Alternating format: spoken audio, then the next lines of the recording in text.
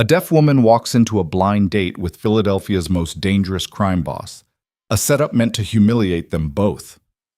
But when their eyes meet across the candlelit table, he doesn't fumble or panic. Instead, Kael Virelli raises his hands and signs her name with perfect fluency, his fingers moving like he's been waiting his whole life to speak her language. The room goes silent. The joke dies. And something far more dangerous than power begins to unfold. If you want to see where this impossible night leads, stay until the end and drop a comment with your city so I can see how far this story travels. Takishite. The rain came down hard that Friday night, turning Philadelphia's streets into black mirrors that reflected neon and headlights in fractured streaks. Inside Marcello's, the kind of Italian restaurant where reservations required connections and cash arrived in briefcases, the dinner crowd hummed with the comfortable noise of privilege and secrets. Elara Quinn sat in this corner booth by the window, watching raindrops race each other down the glass. She'd chosen this seat deliberately, back to the wall, clear view of the entrance, close enough to the exit that she could leave without making a scene if this whole thing went sideways. Her friend Mira had set up this date with all the subtlety of a sledgehammer, insisting that Elara needed to get back out there after 2 years of teaching, Netflix, and exactly 0 romantic complications. The problem was that Mira had a twisted sense of humor and a habit of thinking she was funnier than she actually was. Elara checked her phone. 8:15. He was late. Whoever he was. Mira had been deliberately vague about the details, which should have been a red flag the size of a billboard, but Elara had agreed anyway, mostly because saying no required more energy than showing up, sitting through an awkward hour, and going home to her cat. She adjusted the napkin in her lap and took a sip of water, watching the bartender shake a cocktail with the kind of aggressive confidence that suggested he'd done this 10,000 times and would do it 10,000 more. The restaurant's ambient noise, the clatter of silverware, the murmur of conversation, the soft jazz bleeding from hidden speakers, was completely lost on her. She'd been deaf since she was 7, the result of meningitis that had ravaged through her system like wildfire, leaving silence in its wake. Most people, when they found out, did one of 2 things. They either started shouting at her like volume could bridge the gap, or they got awkward and weird, suddenly self-conscious about every word. Elara had learned to spot both types within 30 seconds of meeting them. The door opened. A gust of wet wind pushed into the restaurant, carrying the smell of rain and exhaust. Elara didn't notice the temperature drop or the sudden shift in the room's energy, but she noticed the bartender's face go still. She noticed the waitress freeze mid-step, tray balanced on one hand. She noticed the couple at the next table lean closer together, their conversation dying mid-sentence. Then she saw him.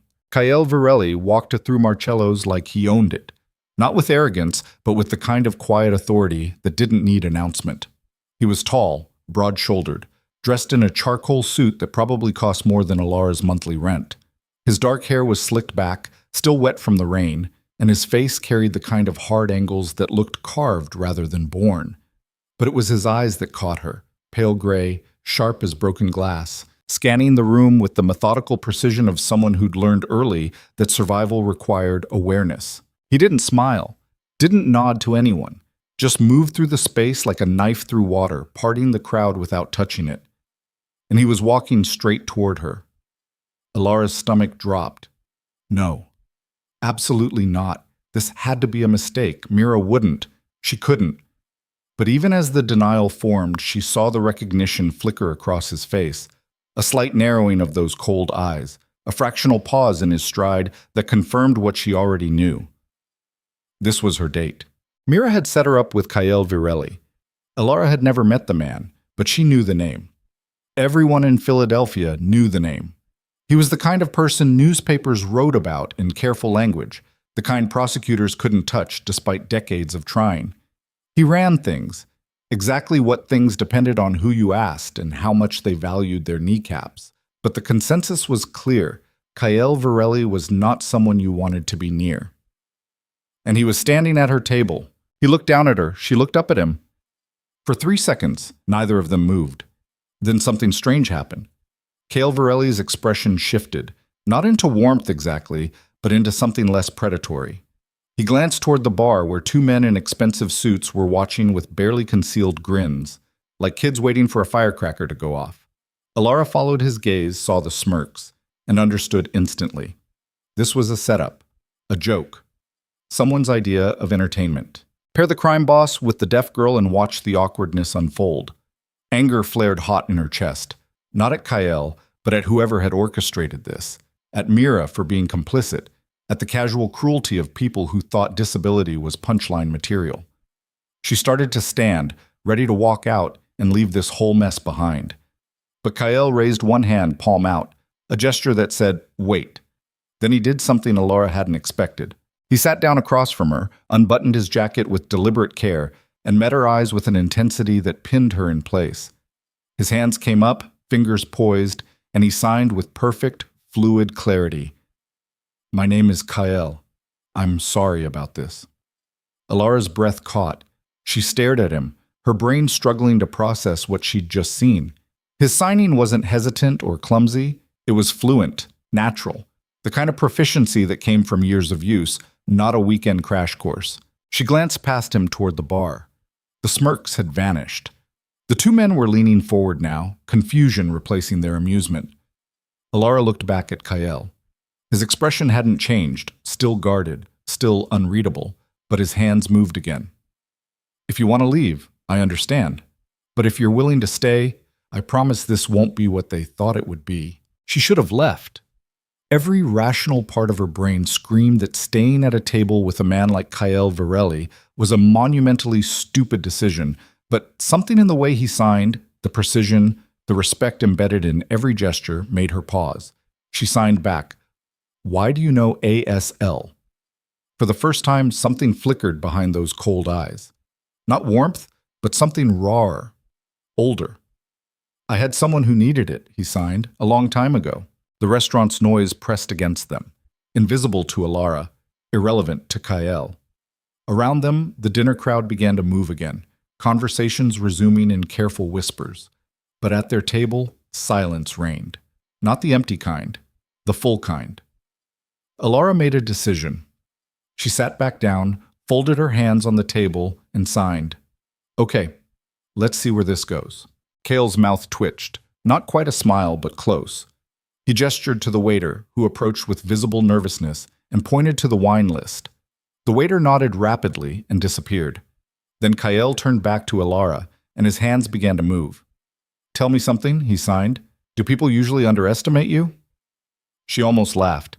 "Every single day." "Good," he signed. "Me too." The wine arrived, a bottle of something Italian and probably expensive. The waiter poured with shaking hands, set the bottle down, and fled. Kyle ignored his glass. So did Alara. "What do you do?" he asked. "I teach," she signed. "Deaf children, grades 3 through 5. Something shifted in his expression. Interest, maybe, or recognition. "That's important work." "It is," she agreed. "What do you do?" The corner of his mouth lifted. "I solve problems." "What kind of problems?" "The kind most people don't want to think about." "Fair enough." Alara leaned back, studying him. He didn't fidget, didn't look away, just held her gaze with the same intensity he'd had since sitting down, like she was a puzzle he intended to solve. "Why did you agree to this?" she asked. "The date." "I didn't," he signed. "My associate thought it would be funny." "He's an idiot." "My friend thought the same thing," Alara signed. "She's also an idiot. Seems like we both need better people in our lives." "Seems like." They sat in silence for a moment, the kind that didn't need filling. Then Kyle's hands moved again, slower this time. "Can I ask you something?" "You just did," she signed, "but go ahead. Do you ever get tired of people treating you like you're fragile?" The question hit harder than she expected. Alara took a breath, considering her answer. "Every day?" she finally signed. "But I've learned that people's assumptions say more about them than about me." Kyle nodded slowly. "I've learned the same thing. Different reasons, same conclusion." "What reasons?" "People see what they want to see," he signed. "They look at me and see something dangerous, something to fear. And maybe they're right, but it's not the whole story. What's the rest of the story?" He didn't answer immediately. Instead, he reached for his wine glass, took a sip, and set it down with careful precision. When his hands came back up, they moved with something close to hesitation, a crack in the armor. I had a sister, he signed. Younger than me by 3 years, she was born deaf. My parents didn't know what to do with her. They loved her, but they didn't understand her. So I learned. I was 8 years old and I learned sign language so she wouldn't be alone. Alara's chest tightened. Where is she now? Gone, he signed, 15 years ago. Complications from surgery that should have been routine. I'm sorry. Don't be, he signed, but there was no harshness in it. She taught me more about strength in 10 years than anyone else has in a lifetime. Alara didn't offer platitudes. She understood loss well enough to know they were useless. Instead, she signed, What was her name? Mira. Alara blinked. My friend, the one who set this up. Her name is Mira. Kael's expression darkened. That's either a strange coincidence or someone's idea of a sick joke. Knowing my friend, probably both. The waiter returned, hovering nervously at a distance until Kael waved him over. They ordered, Alara choosing the first thing her eyes landed on, Kael ordering something in rapid Italian that made the waiter's eyebrows climb toward his hairline.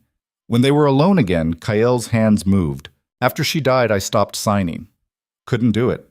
Every gesture reminded me of her, and I wasn't strong enough to handle that. So I buried her, moved forward. What changed? Nothing, he signed. Until tonight. I walked in here, saw you, and my hands remembered before my brain could stop them. Alara's throat felt tight. She reached for her water glass, took a long sip, and tried to organize the chaos in her head. This wasn't how tonight was supposed to go. This wasn't how anything was supposed to go. I don't know what this is, she signed honestly. I came here expecting disaster. Instead, I'm sitting across from someone who actually understands. Is that a good thing? I don't know yet. Kael almost smiled. Fair.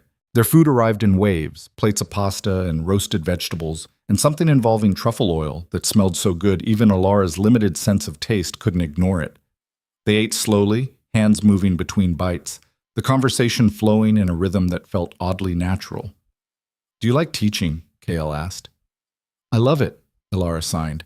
Those kids, they're told every day that they're broken, that they're less than. I get to show them that's bullshit. How? By giving them tools, language, community, by showing them that silence is an emptiness. It's just a different kind of full. Kael set down his fork. You're good at this. At what? Talking without talking, she smiled. You're not so bad yourself. I'm rusty. Could have fooled me. The restaurant around them had settled into its late evening rhythm, tables emptying, voices dropping, the lighting dimming to something more intimate. Alara found herself leaning forward, elbows on the table, watching Kael's hands with a focus she usually reserved for her most challenging students. Can I ask you something personal? She signed. You can ask. I might not answer. The people you work for or with or whatever, do they know you sign? No, he signed immediately. And I'd prefer to keep it that way. Why? Because the moment they know, it becomes a tool, a vulnerability, something they can use. Against you? Against anyone. Alara processed that. So what happens when we leave here? What do you mean? Do you go back to being whoever they think you are? Kael's hands stilled. He looked at her for a long moment, something unreadable crossing his face. Then he signed, slow and deliberate. I don't know. I've been that person for so long, I'm not sure there's anything else left. I don't believe that. Why not? Because people who have nothing left don't look the way you do when you sign. They don't remember their sister's name with that much pain still attached. He didn't respond, just sat there, hands resting on the table, jaw tight. Alara pushed. What are you afraid of? That you're right, he signed finally, that there is something else, and that reaching for it will cost me everything I've built. Would that be so terrible? Depends on what replaces it. The waiter returned with dessert menus. Neither of them looked. Kael waved him away with a gesture that was somehow both polite and final. When they were alone again, Alara signed, I have a proposal. I'm listening. Come see where I work. Meet the kids. See what it looks like when people build something instead of just protecting what they have. Kael's expression shifted. Surprise, maybe, or suspicion. Why? Because I think you need to remember what your sister showed you. And because I'm curious to see if the man sitting across from me right now is real or just a performance. And if it's a performance, then we both wasted a nice dinner. And if it's not, then maybe you'll figure out what comes next. Kael sat back, studying her with those pale, calculating eyes. Alara held his gaze, refusing to flinch or soften. She'd spent too many years being underestimated to back down now. Finally, he signed, "When?" "Monday, 3 o'clock. I'll text you the address." "How do you know I'll come?" "I don't," she signed, "but I think you will anyway." Something close to respect flickered across his face. He reached into his jacket, pulled out a business card, and slid it across the table. It was blank except for a phone number embossed in black. "Text me," he signed. "I'll be there." They left Marcello's separately, Alara first, walking out into the rain with her coat pulled tight and her mind spinning. Kyle stayed behind, settling the bill and ignoring the stares from his associates at the bar. When he finally stood to leave, he paused at their table, looked both men in the eye, and signed something they couldn't understand. "Touch her, and I'll bury you myself." They didn't understand the words, but they understood the tone. Alara made it 3 blocks before she had to stop, leaning against a brick wall as the adrenaline drained out of her system. Her hands were shaking, not from fear, from something else entirely, something that felt dangerously close to hope. She pulled out her phone and texted Mira, "We need to talk. Tomorrow. My place. Bring wine and an explanation." The response came immediately. "OMG, how was it?" Alara didn't answer. Instead, she opened her contacts, added Kael's number, and typed out a single message. "Monday, 3 p.m. Riverside Elementary. Don't be late." She hit send before she could second-guess herself. The rain had softened to a drizzle by the time she reached her apartment, a third-floor walk-up in a neighborhood that was trying hard to be gentrified and failing spectacularly. Her cat, an orange tabby named Dickens, greeted her at the door with his usual indifference. Alara fed him, changed into sweats, and collapsed onto her couch. The silence of her apartment pressed against her, familiar, comfortable, safe. But for the first time in years, it felt incomplete, like she'd left something behind at that restaurant, something she hadn't even known she was missing. Her phone buzzed. She picked it up, expecting Mira's inevitable barrage of follow-up questions. Instead, it was a text from Kael's number. "I'll be there." 3 words. Nothing more. Alara stared at the screen until it went dark, then set the phone down and closed her eyes. She had no idea what she'd just started, but she knew, with the kind of certainty that lived in her bones, that nothing was going to be the same. Outside, Philadelphia hummed with its usual chaos. Sirens and traffic, and the endless pulse of a city that never quite slept. Inside, Alara sat in silence, her mind replaying the way Kael's hands had moved, the precision of each sign, the weight of everything left unspoken. Monday felt impossibly far away and terrifyingly close. She wondered if he felt the same. Monday arrived with the kind of gray cold that made Philadelphia feel like it was holding its breath. Kael stood across the street from Riverside Elementary at 2:45, hands shoved deep in his coat pockets, watching kids stream out through the front doors in clusters of noise and color. He'd been there for 20 minutes already, studying the building's layout, the exits, the security cameras mounted above the entrance. Old habits. He shouldn't have come. Had told himself a dozen times over the weekend that this was a mistake, that getting involved with someone like Alara Quinn was the kind of distraction that got people killed in his line of work. But Sunday night had found him lying awake at 3 in the morning, staring at his ceiling, his hands remembering signs he hadn't made in 15 years. So here he was. A black SUV rolled past, slowing as it reached his position. The rear window came down 6 inches. Marco Tesaro's face appeared in the gap, all sharp cheekbones and sharper suspicion. "Boss," Marco said, "the hell you doing in this neighborhood?" Kael didn't turn his head.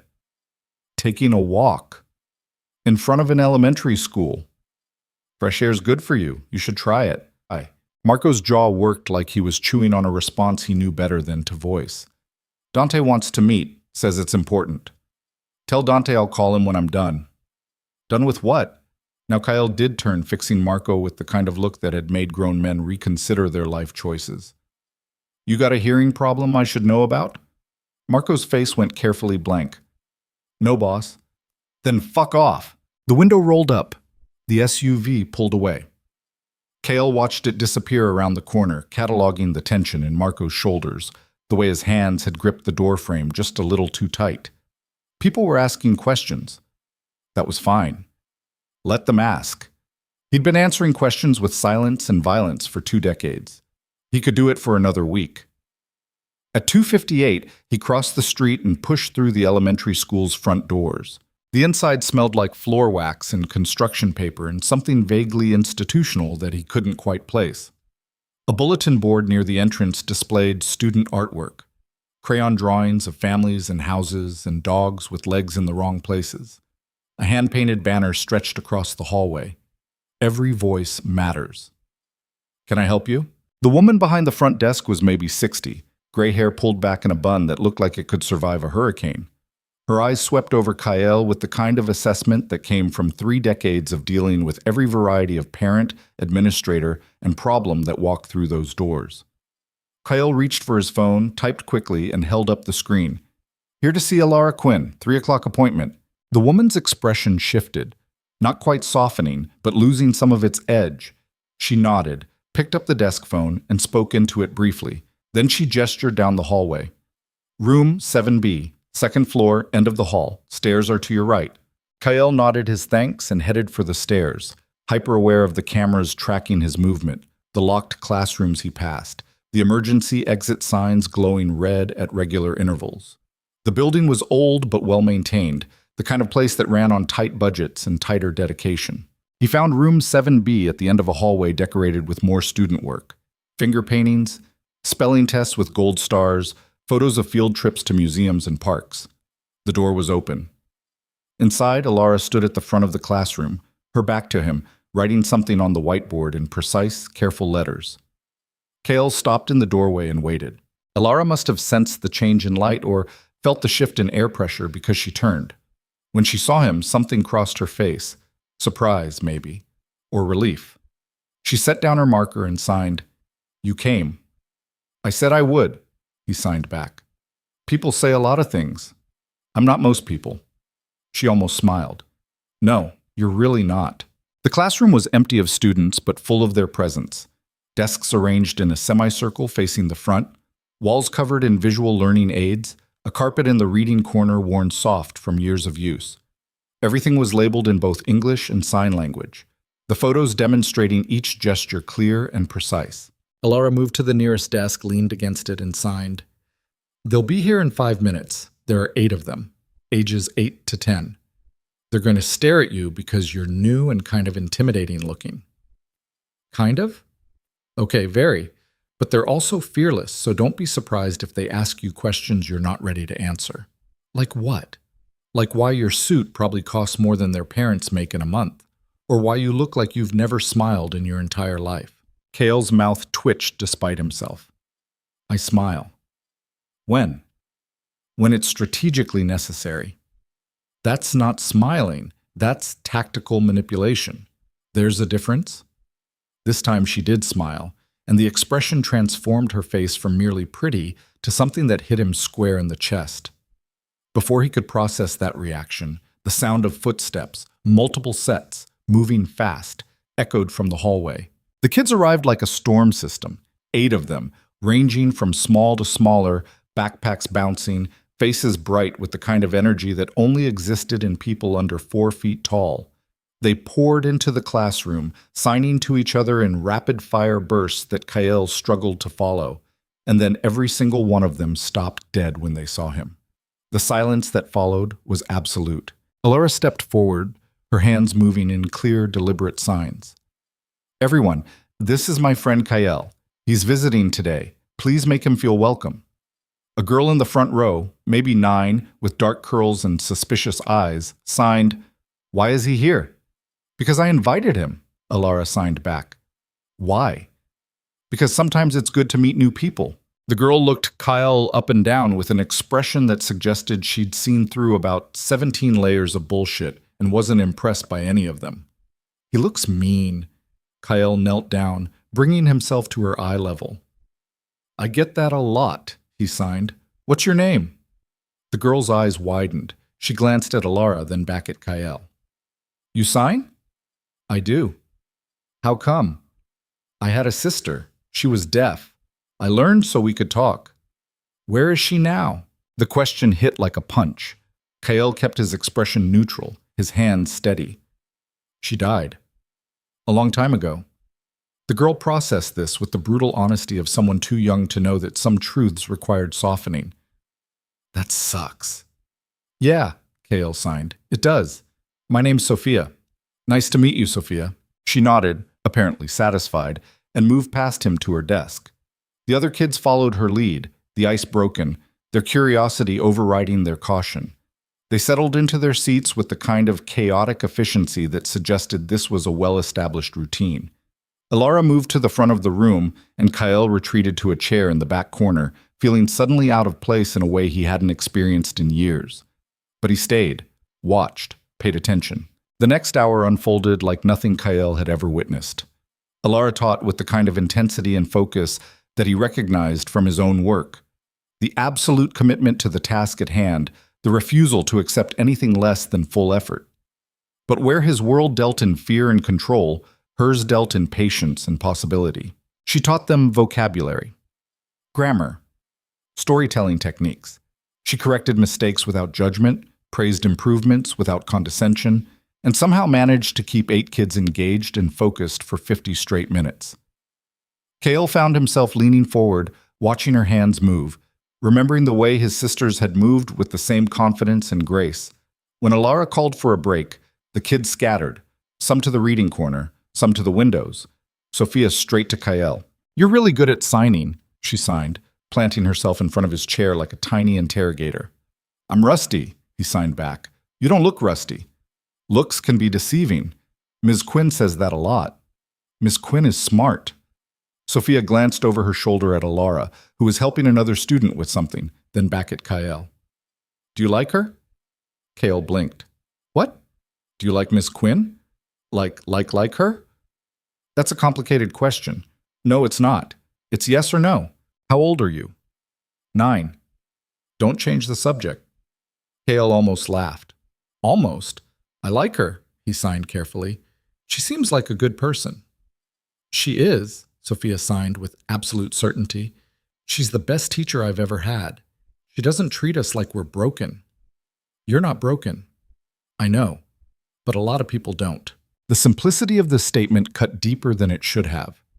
Kael looked at this 9-year-old girl with her fierce eyes and her unflinching honesty and saw something of his sister in her.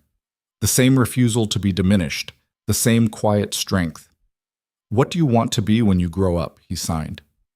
A lawyer, Sophia signed immediately, so I can yell at people who are wrong and get paid for it. This time Kael did laugh, a short, surprise sound that made several kids turn to look. Sophia grinned like she'd won something. The rest of the afternoon passed in a blur of activity. The kids worked on a group project, something involving poster board and markers and a truly impressive amount of glitter. Kael stayed in his corner, observing, occasionally fielding questions from the bolder students. One boy asked if he was a secret agent. Another asked if his suit was bulletproof. Sophia asked if he'd ever punched anyone, and when Kael hesitated, nodded like he'd confirmed something she'd already suspected. At 4:30, parents started arriving. They filtered in one by one, signing to their children, offering Kael polite but curious glances. He recognized the assessment in their eyes. The same calculation everyone made when they saw him. Dangerous. Other. Not one of us. But none of them said anything, just collected their kids and left. By 4:45, the classroom was empty except for Kael and Alara. She finished erasing the whiteboard, turned, and signed, So what? What did you think? Kael stood, moved to the window, and looked out at the street below. The SUV was back, parked half a block down. Marco, probably, or one of Dante's other watchdogs. Keeping tabs, making sure the boss didn't do anything stupid. Too late for that. Your students are terrifying, he signed. Alara moved to stand beside him. In a good way? In the best way. That girl Sophia, she's going to run the world someday. I know. I tell her that at least once a week. Does she believe you? Not yet, but she will. They stood in silence for a moment, watching the street. Then Alara signed, Can I ask you something? You're going to anyway. Why did you really come today? Kael turned to face her. Because I needed to see if I was remembering it right. Remembering what? What it felt like, he signed slowly, to be part of something that wasn't about power or control or fear. To be around people who built things instead of breaking them. And? You were right. I'd forgotten. Ilara's expression softened. It's not too late to remember, isn't it? Not if you don't want it to be. Before Kael could respond, his phone buzzed. He pulled it out, glanced at the screen, and felt his jaw tighten. 3 missed calls from Dante. 4 texts from Marco. 1 from Vincent, his second in command, that just read, "We need to talk. Now. Problem?" Ilara signed, "Always." He signed back, "I have to go. Will you come back?" The question hung between them, heavy with implications neither of them was ready to voice. Kael looked at her, really looked, taking in the hope and caution and something else he didn't have a name for. "Yes," he finally signed. "If you'll have me. Wednesday, same time. I'll be here." He left without another word, taking the stairs 2 at a time, pushing through the front doors into the gray afternoon. The SUV's engine started before he reached the curb. The rear door opened. Kael climbed in. Marco sat across from him, face carefully neutral. Vincent was in the front passenger seat, turned halfway around, his expression harder to read. "Where have you been?" Vincent asked. "Out? For 3 hours? I wasn't aware I needed to clear my schedule with you." Vincent's eyes narrowed. "Dante's pissed. Says you've been dodging his calls all week." "Dante's always pissed about something." "This is different. He thinks you're distracted." "Dante thinks a lot of things. Most of them are stupid." Marco shifted uncomfortably. Vincent's hand tightened on the seat back. "Boss, with all due respect—" "You want to finish that sentence?" Kael interrupted, his voice dropping into the register that made people reconsider their choices. "You better be damn sure it ends somewhere you can live with." Vincent held his gaze for 3 seconds, then looked away. "Meeting's at 7, warehouse on Dock Street. Everyone's going to be there." "Fine." "You going to tell us what this is about?" "No." The rest of the ride passed in silence. They dropped Kael at his apartment, a penthouse in Center City with floor-to-ceiling windows and the kind of sterile luxury that came from having money but no interest in spending it on anything that mattered. He showered, changed into a different suit, and spent 20 minutes staring at his reflection in the bathroom mirror. His hands came up almost unconsciously, signing words to his reflection. "What the hell are you doing?" No answer. Just his own face staring back, looking older and harder than he remembered. At 6:30, his phone rang. Private number. "Yeah. It's me." Dante's voice, rough from 4 decades of cigarettes and shouting. "We need to talk. So talk. Not on the phone. Get to the warehouse early, just you." "Why?" "Because I'm asking nicely, and you know I don't do that often." The line went dead. Kael stared at the phone for a long moment, then pocketed it and headed for the door. The warehouse on Dock Street was one of 3 properties Kael owned through a shell corporation nobody could trace back to him. It sat at the edge of the industrial waterfront, surrounded by similar structures in various states of decay. Perfect for meetings that required privacy and plausible deniability. He arrived at 6:45. The main floor was empty, just shadows and the smell of old concrete. A single light burned in the back office. Dante's silhouette filled the doorway. "You're early," Dante said. "You asked me to be." Dante stepped aside, gesturing Kael into the office. It was small, cramped, dominated by a metal desk and 2 chairs that had seen better decades. Dante closed the door and leaned against it, arms crossed. "Want to tell me what's going on?" Dante asked. "Not particularly." "Kael, we've known each other 20 years. I've never seen you like this." "Like what?" "Distracted, absent, soft." The word landed like an accusation. Kael felt something cold settle in his chest. "You think I'm soft?" "I think you're spending your afternoons in elementary schools instead of handling business. I think you're dodging calls from people who expect answers. I think something's changed, and I need to know what it is before it becomes a problem." "It's not a problem." "Then what is it?" Kael met Dante's eyes. The older man had been his mentor once, Back when Kael was 23 and angry and looking for a way to channel all that rage into something productive. Dante had taught him the rules, the hierarchy, the cost of weakness. It's personal, Kael said finally. There's no such thing as personal in our world. You know that. Maybe I'm tired of that world. The words were out before Kael could stop them. Dante's expression went very still. Say that again. You heard me. Kael, listen to yourself. You run half this city. You've got power, money, respect, and you're thinking about walking away because of what? A woman? Some feel-good bullshit about redemption? It's not about redemption. Then what? Kael struggled to find words that wouldn't sound insane. It's about remembering who I was before all this, before the violence and the fear and the constant goddamn paranoia.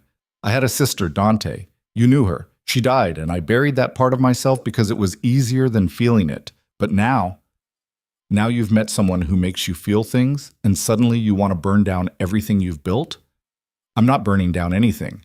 I'm just exploring options. Dante laughed, but there was no humor in it. Options? Jesus Christ, you sound like a civilian. Maybe that's not the worst thing. It is in this business. Dante pushed off the door, moved closer. You want to know what happens to people like us when we go soft? They get eaten alive. By rivals. By law enforcement. By their own people who smell weakness and decide it's time for new management. I can handle myself. Can you? Because from where I'm standing, you're one bad decision away from getting yourself killed. Or worse, getting all of us killed. That's not going to happen.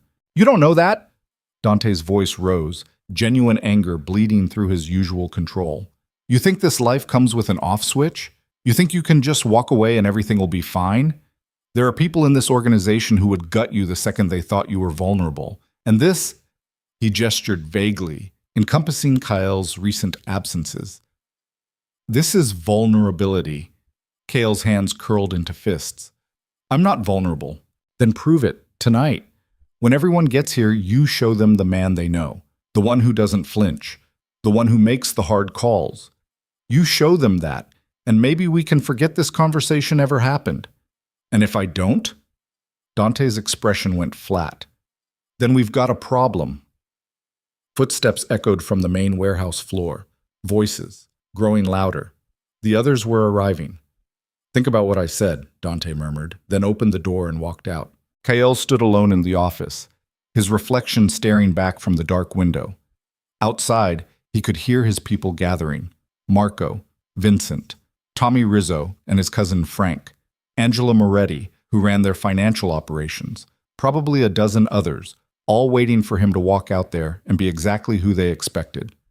His phone buzzed. A text from Alara. Thank you for today. The kids loved you, especially Sophia. Another text followed immediately. She asked if you're coming back Wednesday. I told her you were. Don't make me a liar. Kael stared at the messages until his vision blurred. Then he walked out into the warehouse. The meeting lasted 2 hours. Dante ran through business, territory disputes, collection issues, a shipment that had gone sideways in Baltimore. Kael listened, contributed when necessary, made the kind of decisions that had kept him alive and on top for 15 years. He was good at this. Had always been good at this. It came as naturally as breathing, but the whole time part of his mind was elsewhere, in a classroom with 8 kids and a teacher who looked at him like he might be worth saving. When the meeting broke up, Marco cornered him near the exit. Boss, can I ask you something? Depends on what it is. Marco glanced around, making sure they were alone. That woman from Friday night, the dinner. You seeing her? Every instinct Kael had screamed danger. Admitting to Marco meant admitting to everyone, and everyone meant vulnerability, leverage, risk. But he was tired of lying. Yeah, he said. I am. Marco's expression cycled through surprise, confusion, and something that might have been concern. Does she know what you do? She knows enough. And she's okay with it? We haven't gotten that far yet. Kael. Marco stepped closer, lowering his voice. I've known you a long time, and I've never seen you like this. Whatever this is, whatever you're feeling, you need to be careful. There are people who'd use that against you. I know. Do you? Because Dante's already talking, and if he's talking, others are listening. Let them talk. It's not that simple. You taught me that. You taught all of us that weakness gets punished in this business. She's not weakness. Maybe not to you, but to them? Marco gestured vaguely toward the warehouse. She's a target. The second they figure out you care about something, they'll use it. You know they will. Kale did know. Had used that exact tactic himself more times than he could count. Find what someone loves, threaten it, watch them break. I'll handle it, he said. How? I don't know yet, but I will. Marco looked like he wanted to argue further, but something in Kael's expression stopped him. He nodded once and walked away. Kael stood in the empty warehouse for another 10 minutes, listening to the building settle, feeling the weight of every decision he'd made pressing down on his shoulders. His phone buzzed again. Another text from Alara. Forgot to ask, do you like coffee? There's a place near the school. We could grab some after Wednesday if you're free. Such a simple question, such a normal question. The kind of thing normal people asked each other every day without having to calculate the tactical implications or assess the potential collateral damage. Kael typed out a response. I like coffee. Wednesday sounds good. He hit send before he could second guess it. The walk back to his car took him past the waterfront, where the Delaware River moved slow and dark under the city lights. He stopped at the railing, looking out at the water, and for the first time in 15 years allowed himself to imagine a different life. A life where he could walk into a coffee shop without cataloging exits, where he could meet someone without running background checks, where the hardest decision of his day was what to order, not who to hurt. His hands came up, signing into the empty air. What would you tell me to do? The question was aimed at his sister, at the ghost of a girl who'd been gone longer than she'd been alive, at the memory of someone who'd once believed he could be good. The river had no answers, just kept flowing, indifferent to his crisis. Kael's phone rang. Vincent. What? We've got a situation. North side. Someone's moving product in our territory without clearance. Back to reality. Back to the world that made sense, where the rules were clear and the consequences absolute. Handle it, Kael said. You don't want to be there? No, you're capable. Take Marco. Make it clean. A pause. You sure? I'm sure. He hung up before Vincent could question him further. Wednesday. He just had to make it to Wednesday. The next 2 days crawled past like punishment. Kael handled business on autopilot. Meetings with lawyers, discussions with accountants, a brief but pointed conversation with a councilman who'd forgotten which pocket he was supposed to be in. Everything functioned exactly as it was designed to function. Smooth, efficient, brutal when necessary. But his mind kept drifting back to that classroom, to Sophia's fierce questions and Alara's patient hands, and the way the afternoon light had slanted through those windows, making everything look softer than it had any right to be. Tuesday night, he got a call from Angela Moretti. We need to talk about the accounts, she said without preamble. What about them? There's movement I don't recognize. Someone's been asking questions, poking around. Kael's grip tightened on the phone. Who? Don't know yet. But they're good. Professional. This isn't local heat. Federal? Maybe, or private. Could be a rival doing reconnaissance. Either way, we need to be careful. Tighten everything up. Move the liquid assets to the backup accounts. And Angela, keep this quiet. I don't want panic. Already done.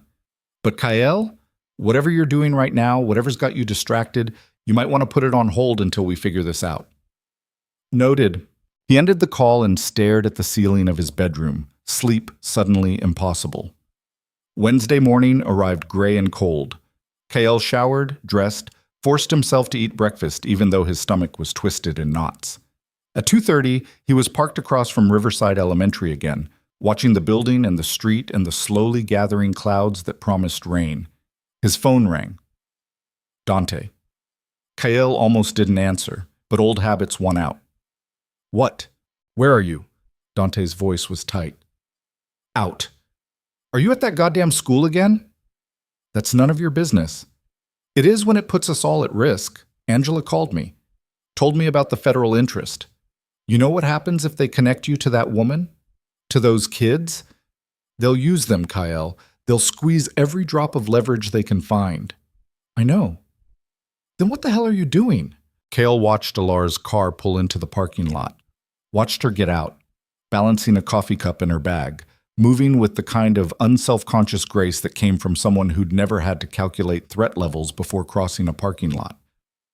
"I'm trying," he said quietly, "to figure out if there's anything left in me worth saving." Jesus Christ. Dante's exhale crackled across the line. "You're really going through with this. I don't know what I'm doing, but I know I can't keep living the way I have been." "Then you're a fool, and fools don't last long in our world." The line went dead. Cale sat in his car for another 3 minutes, watching Alara disappear into the building. Every rational part of his brain screamed at him to drive away, to cut ties, to protect her by removing himself from her orbit before his world could touch hers. But his hands remembered the signs. His chest remembered how it felt to breathe without weight. He got out of the car and crossed the street. The afternoon unfolded like the previous one, but with subtle differences. The kids were louder, more comfortable with his presence. Sophia appointed herself his personal guide, explaining classroom rules with the kind of authority usually reserved for military generals. Another boy, Marcus, asked if Kael could help him with his math homework, and Kael found himself walking through long division using signs he had to look up on his phone. Elora watched from the front of the room, something soft in her expression that made Kael's chest ache. At 4:30, after the last parent had collected their child, Elora signed. "Coffee?" "Coffee," Kael agreed. They walked 3 blocks to a small shop called Grounds for Thought, the kind of place with mismatched furniture and local art on the walls, and a chalkboard menu that changed daily.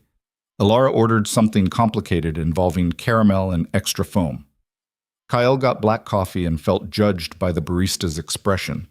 They found a table in the corner, away from the window. Alara wrapped her hands around her cup and signed, "You look tired. I am tired. Bad week? Complicated week. Want to talk about it?" Kael hesitated. The smart play was to deflect, to keep his 2 worlds separate and sealed. But sitting across from her, watching the way the coffee shop's warm light caught in her hair, he found himself breaking his own rules. "People in my life are concerned," he signed. "They think I'm making mistakes, getting distracted." "Are you?" "Probably. Do you regret it?" "No." The answer came faster than he expected. "But I don't know how to reconcile who I am with this. This? Being here, with you, in a world that doesn't run on fear and control." Elora set down her coffee. "You keep talking about yourself like you're just one thing, like you're not allowed to contain multitudes. In my experience, multitudes get you killed, or they keep you human." Before Kael could respond, the coffee shop door opened. Marco walked in, spotted them immediately, and his face went carefully blank. Kael's entire body went rigid. Marco approached the table slowly, hands visible, posture non-threatening, but his eyes were hard. "Boss, didn't expect to see you here." "Who is this?" Alara signed. "Someone from work," Kael signed back, then spoke aloud to Marco. "What do you want?" "Need to talk. It's urgent." "I'm busy." "It's about the thing Angela mentioned. It's gotten worse." Kael felt the walls closing in. He glanced at Alara, saw the concern in her eyes, then back at Marco. 5 minutes. They stepped outside. The temperature had dropped another 10 degrees. Marco lit a cigarette with shaking hands. "Vincent's been picked up," Marco said without preamble. "FBI grabbed him 2 hours ago. They've got him on wire fraud, money laundering, and about 6 other things that'll put him away for 20 years if he flips." Kael's blood went cold. "Does he know enough to hurt us?" "He knows enough to hurt you, directly." "Shit. It gets worse. Dante called a meeting for tonight. Emergency session. He's saying you need to consolidate, tighten up, cut any liabilities." The way Marco said liabilities made Kael's jaw clench. "He mean what I think he means?" He didn't say it explicitly, but yeah, I think he means anyone who could be used against you, anyone who makes you vulnerable. Kael looked through the coffee shop window. Alara was signing something into her phone, probably texting a friend, completely unaware that she'd just been classified as a threat to be eliminated. "Tell Dante I'll be there," Kael said. "And her?" "She's not part of this." "She is now. The second you walked into that coffee shop with her, she became part of it. You know how this works, Kael. You taught me how this works." "I'll handle it." "How?" "Because right now, the only way to handle this that Dante's going to accept is to cut ties. Completely. And if you won't do it willingly, Marco, Kael's voice dropped to something dangerous. You finish that sentence and we're going to have a serious problem. Marco took a long drag on his cigarette. I'm trying to help you. I'm trying to keep you alive, but you're making it really goddamn hard. Noted. Meetings at what time? 9. Dock Street again. I'll be there. Marco flicked his cigarette into the gutter and walked away without another word. Kael stood on the sidewalk, hands shoved in his pockets, feeling the world he'd built pressing against the world he wanted. Mutually exclusive. Incompatible. One of them had to give. He went back inside. Alara looked up, signing, "Everything okay?" "No," he signed honestly. "But it will be." "That didn't look like nothing. It's work stuff, complicated. Does it have to do with me?" The question landed like a blade. Kyle could have lied. Should have lied. Instead, he signed, "Yes. I'm making things difficult for you. You're making things clearer for me. There's a difference." Kael. "I don't know what world you live in. You haven't told me, and I haven't pushed, but I'm not stupid. I can see that you're carrying something heavy. And I need to know, is being around me putting you in danger?" "Maybe." "Then why are you here?" Kael met her eyes. "'Cause for the first time in 15 years, I feel like I'm moving towards something, instead of just running from it." Alara reached across the table, her hand stopping just short of his, not quite touching. A question in the gesture. Kael looked at her hand, at the gap between them, at everything that simple contact would mean. Then he closed the distance. Her skin was warm, her fingers strong, and for one crystalline moment, everything else fell away. They sat like that for maybe 30 seconds before Kael's phone started buzzing. He pulled it out, saw 6 texts from Dante and 3 missed calls from Angela, and knew his time was up. "I have to go," he signed. "When will I see you again?" "I don't know. Soon. I hope." Kael. She tightened her grip on his hand. "Whatever's happening, whatever you're dealing with, be careful. I will. Promise. I promise." He stood, pulled on his coat, and walked out into the gathering dark. The temperature had dropped another 5 degrees. The first drops of rain were starting to fall. By the time he reached his car, it was pouring. The warehouse was already full when Kael arrived at 8:50. Every major player in his organization was there. Faces grim, postures tense. Dante stood at the center, arms crossed, radiating fury barely held in check. "You're late," Dante said. "I'm here. Talk." Dante gestured to Angela, who stepped forward with a tablet. Vincent flipped, gave them everything. Names, accounts, locations. "We've got maybe 48 hours before they start executing warrants." The room erupted in angry voices. Kyle raised one hand, and silence fell instantly. "What's the exposure?" he asked. "Total," Angela said. "Every account I manage is compromised. We need to liquidate and move. Tonight." "Do it. What else?" "They're looking at you specifically. Vincent gave them a direct line from the money to your door. If they bring RICO charges—" "I know what RICO means," Kyle interrupted. "What's the timeline?" "Maybe a week, maybe less if they move fast." Kael processed this, calculating odds and options. Around him, his people waited for orders, for leadership, for him to be exactly who they needed him to be. "All right," he said. "Here's what we're going to do. Angela, liquidate everything, move it to the secondary and tertiary accounts. Nothing traceable. Marco, you and Tommy handle physical assets. Get them off property and into storage. Use the Pennsylvania locations, not Jersey. Dante." "We need to talk about your situation," Dante interrupted. "What situation?" "The woman, the school teacher. If the feds are building a case on you, she becomes leverage. They'll use her to pressure you. Or worse, they'll dig into her life and find ways to connect her to our business." "She's not connected to our business." "She is, if you keep seeing her." Dante's voice rose. "Jesus Christ, Kael. For once in your life, think strategically. You want to protect her? Cut ties. Disappear from her world. It's the only way to keep her safe." Kael felt every eye in the room on him, felt the weight of their expectations, their judgments, their need for him to be the man who made the hard calls. "No," he said quietly. "What?" "I said no." Dante's face went red. You're choosing her over this? Over us?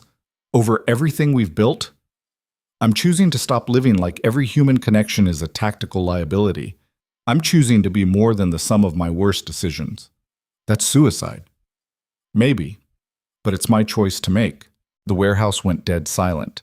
Kale could feel the shift in the room, confusion, anger, something that might have been respect. Marco looked like he was about to be sick.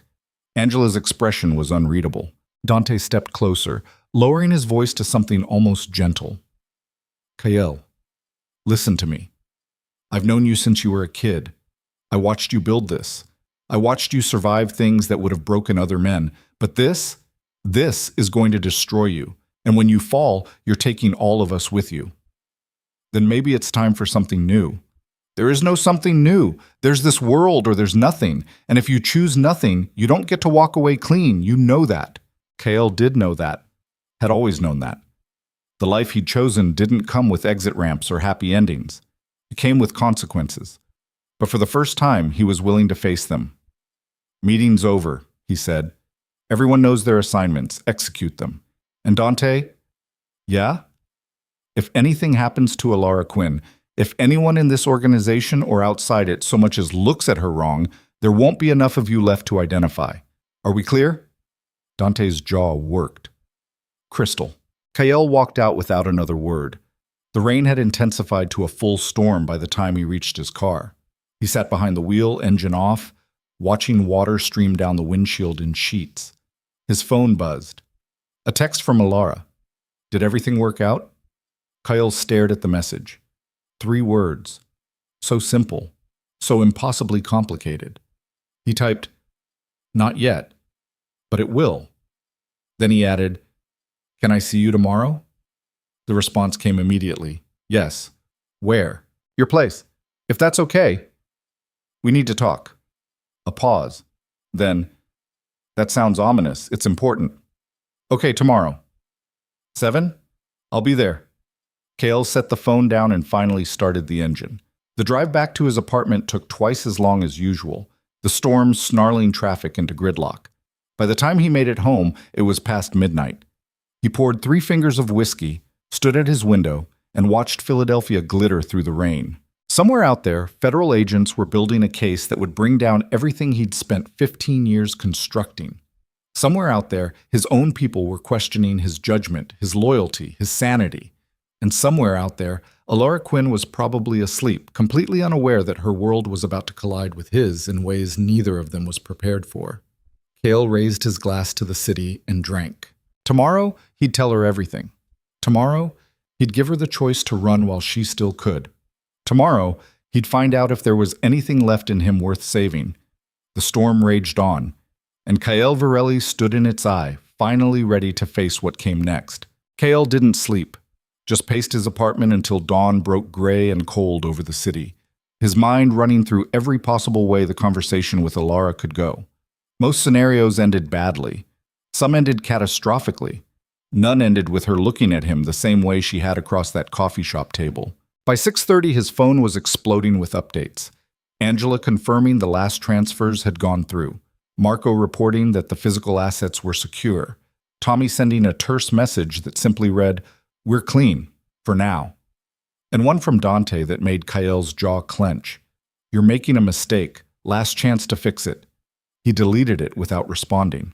At 6:45, he showered, dressed in jeans and a sweater, instead of his usual armor of expensive suits, and stood in front of his bathroom mirror practicing signs he hadn't needed in years.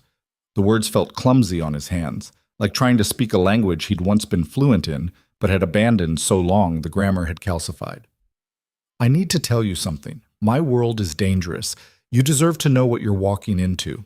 The signs looked pathetic in his reflection, inadequate for what he needed to convey. He tried again. "I'm not who you think I am." Worse. That sounded like the opening line of every bad confession scene in every terrible movie. His hands dropped. Maybe there were no right words for this. Maybe honesty just meant showing up and letting the truth detonate however it was going to detonate. At 7:03, he pulled up outside Alara's building, a converted warehouse in the Northern Liberties neighborhood, all exposed brick and industrial windows. He'd run a background check on the address 3 days ago.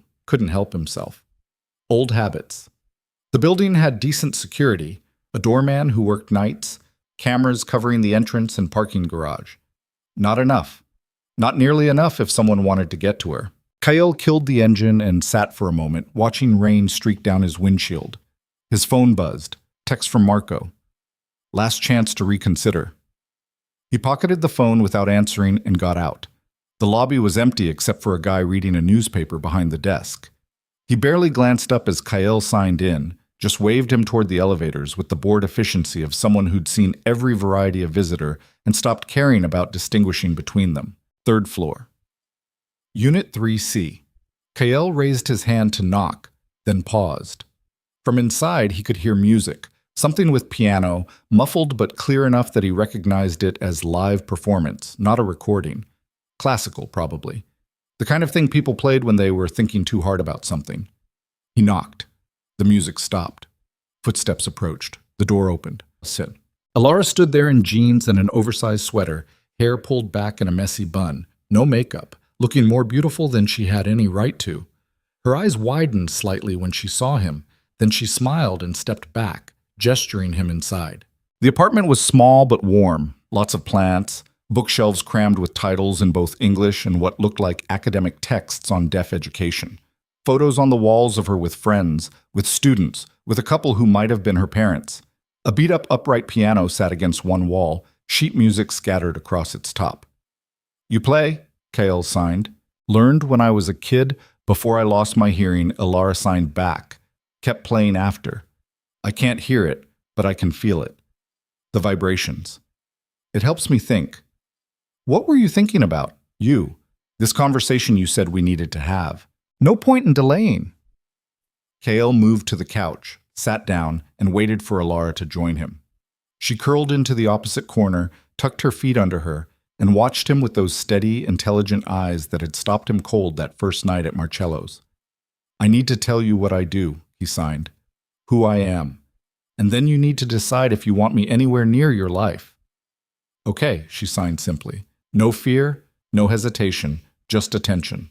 Kyle took a breath and started signing. I run a criminal organization, have for 15 years. We handle things that exist in the gray areas between legal and illegal. Sometimes we cross way over into illegal. Money laundering, loan sharking, protection.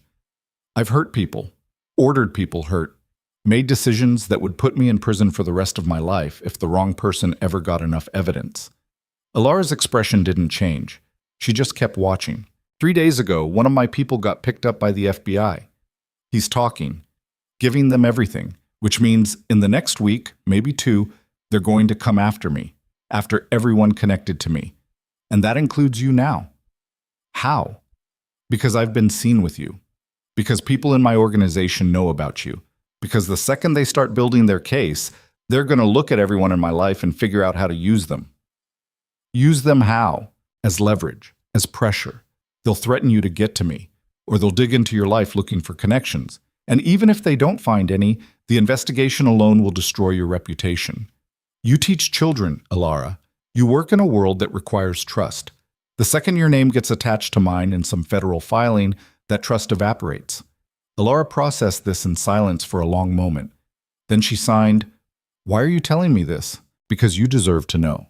Because I'm done lying about who I am. And because I need you to understand that the smart thing, the only safe thing, is for you to walk away.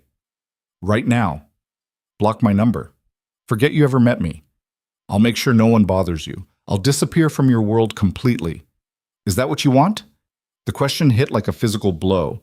Kale's hands trembled as he signed, No, but what I want doesn't matter. Your safety does. Shouldn't I get to decide what matters to me? Not when the cost is this high. Alara unfolded from the couch, moved to the window, and stared out at the rain-soaked street below. Kale watched her shoulders rise and fall with deep breaths, watched her hands come up and drop again like she was trying to find words that didn't exist. Finally, she turned back. Can I ask you something? Anything. The man you are when you're in that classroom with those kids? Is he real? Kyle didn't hesitate. Yes. And the man who runs this organization, who makes these terrible decisions, is he real too? Yes. So which one am I supposed to believe? Both. I'm not asking you to ignore half of who I am. I'm asking you to see all of it and make a choice based on the whole picture. Alara crossed her arms, and for the first time since he'd met her, Kyle saw anger flash across her face. You know what's insulting? You showing up here, dumping all this on me, and then immediately telling me to run, like I'm some fragile thing that can't handle complexity. Like I haven't spent my entire life navigating a world that treats me as less than capable. That's not what I'm doing, isn't it? You're making my decision for me. You're deciding I can't handle the risk, can't handle the truth, can't handle you. I'm trying to protect you. I don't need your protection. I need your honesty, which you just gave me. Thank you. And now I need you to respect me enough to let me decide what I do with it. The force of her signing, sharp, precise, angry, made Kyle lean back. He'd faced down armed men without flinching, but Alara Quinn in full fury was something else entirely. Okay, he signed. You're right. I'm sorry. Don't apologize. Just stop treating me like I'm made of glass. Fair. They stared at each other across the small apartment. Outside, the rain intensified, drumming against the windows hard enough that Kyle could feel the vibrations through the floor. Alara must have felt them too because she glanced toward the glass, then back at him. I need time, she signed, to think about this, about what it means. Take all the time you need. Will you be honest with me, going forward, about everything? Yes. Even when it's ugly, especially then. Alara nodded slowly. Then she signed something that made Kyle's chest constrict. I don't scare easily, and I don't break as easily as you think I do. But I need to understand what I'm signing up for, so I need you to go.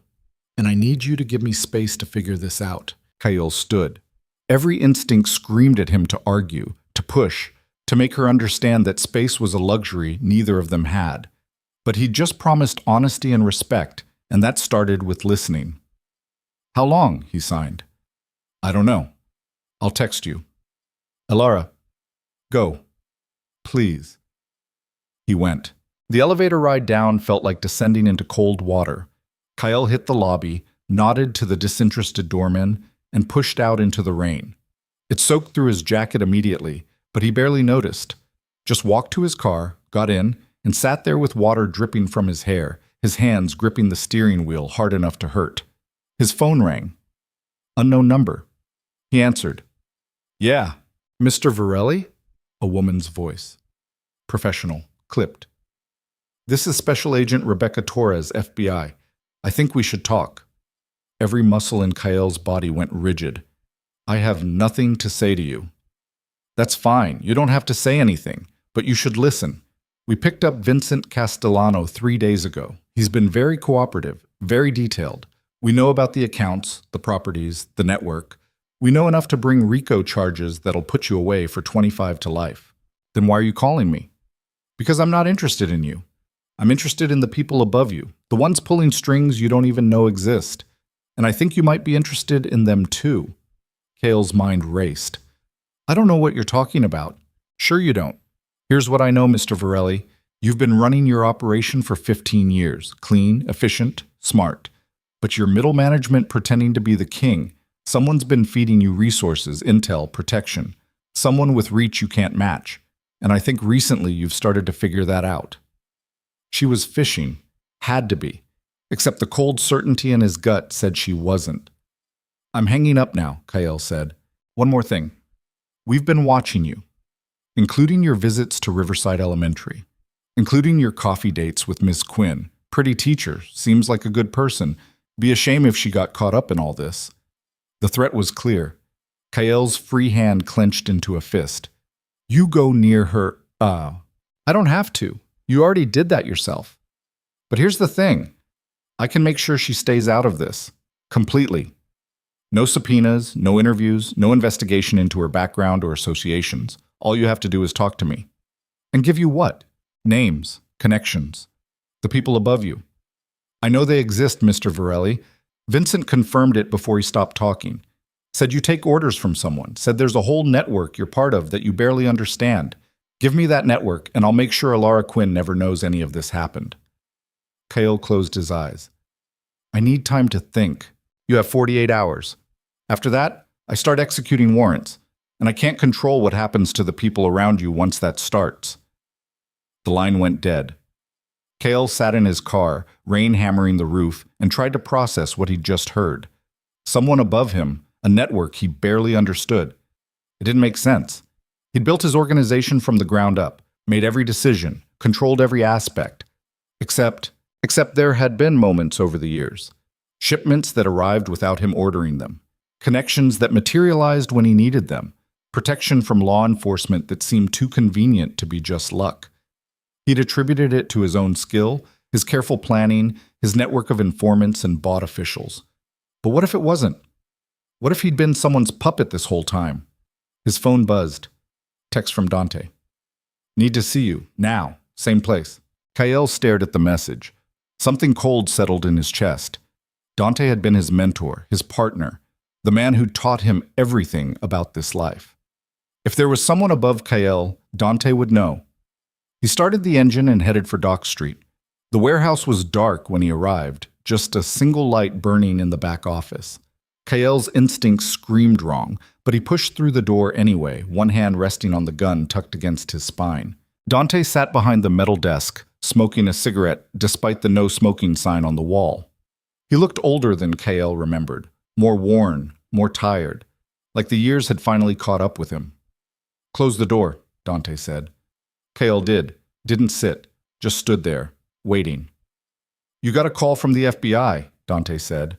It wasn't a question. How did you know that? Because I told them to call you. The words hung in the air like smoke. Kael's hand moved fractionally closer to his gun. Say that again. Dante took a long drag on his cigarette. I've been working with them for 18 months, ever since they picked me up on that tax thing you thought I beat. I didn't beat it. I made a deal.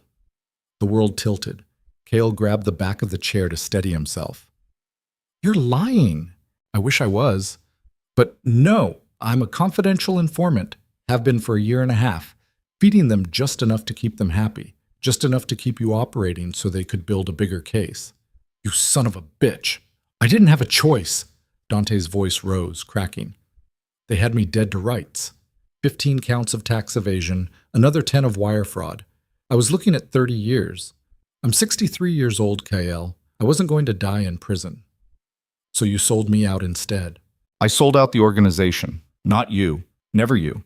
I've been protecting you this whole time, feeding them everyone else, keeping your name as far from their files as possible.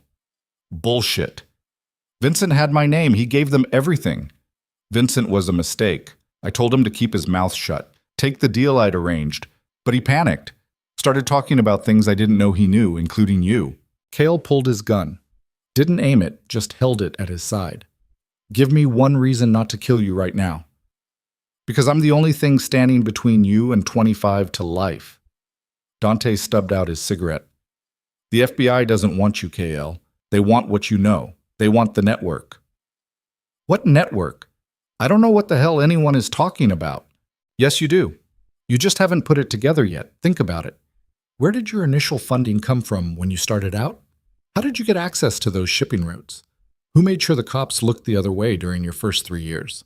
Kael's mind raced backward. His early days in the business had been easy, suspiciously easy. He'd attributed it to his own intelligence, his careful planning. But Dante was right. There had been help, resources that appeared when he needed them. Who? Kael demanded. I don't know all of it, just pieces. But there's a group. Old money, new connections. They've been running operations in 6 cities for 20 years.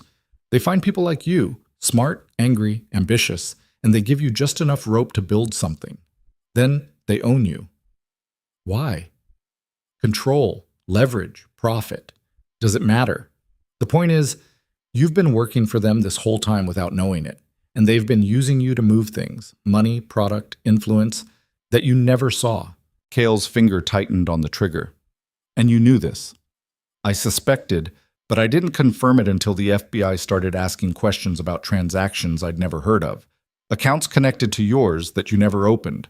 That's when I realized how deep this went. So you made a deal. You'd give them the network, and in exchange, what? You walk? I disappear. New identity, witness protection, the whole package. And I tried to keep you out of it. I swear to God, Kael, I tried. Not hard enough. Kyle raised the gun. Dante didn't flinch, just met his eyes with something that might have been regret. You pull that trigger, Dante said quietly, and you guarantee Alara Quinn gets dragged into this. They're watching you. They're watching her. The second I turn up dead, they'll assume you're cleaning house, and she becomes target number 1 for a subpoena. The gun wavered. But if you don't pull that trigger, Dante continued, I can give you a way out. I can give you the name of one person in the network. One name that'll be enough to satisfy the FBI and keep them from coming after you or anyone you care about. What name? The person who set all this up. The one who's been pulling your strings for 15 years. You give them that name and you're done. Free. Clean slate. Kyle wanted to pull the trigger so badly his hand shook. But the image of Alara's face, the trust in her eyes when she'd asked if he'd be honest, stopped him. Who? He asked again. Dante pulled a folded piece of paper from his pocket and slid it across the desk. This is who really owns you. Kyle picked up the paper with his free hand, unfolded it, and felt the floor drop out from under him.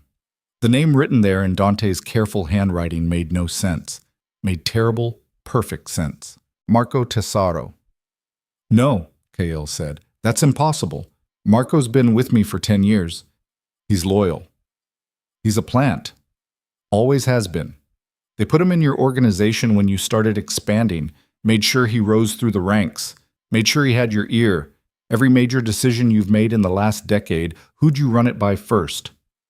Marco, Kyle whispered. Exactly. And who knew about Alara before anyone else? Who showed up at that coffee shop? Who's been sending reports on your movements to people you've never met? The pieces clicked together with sickening clarity. Every warning Marco had given him about Alara, every concerned conversation about his judgment, it hadn't been loyalty. It had been control. Where is he? Kale's voice came out flat, dead. Safe house in Jersey. I can give you the address. But Kyle, you need to understand what you're walking into. Marco's not alone. There'll be others, and if you go after him, you're declaring war on people who have more resources than you can imagine. I don't care. You should, because they will come after everyone you've ever cared about, including her. Kyle lowered the gun, tucked it back into his waistband. Give me the address. Dante wrote it down, slid it across the desk. What are you going to do? What I should have done years ago. Stop letting other people run my life. That's suicide. Probably. But it's my choice. Kyle turned to leave. Dante's voice stopped him at the door. For what it's worth, I'm sorry.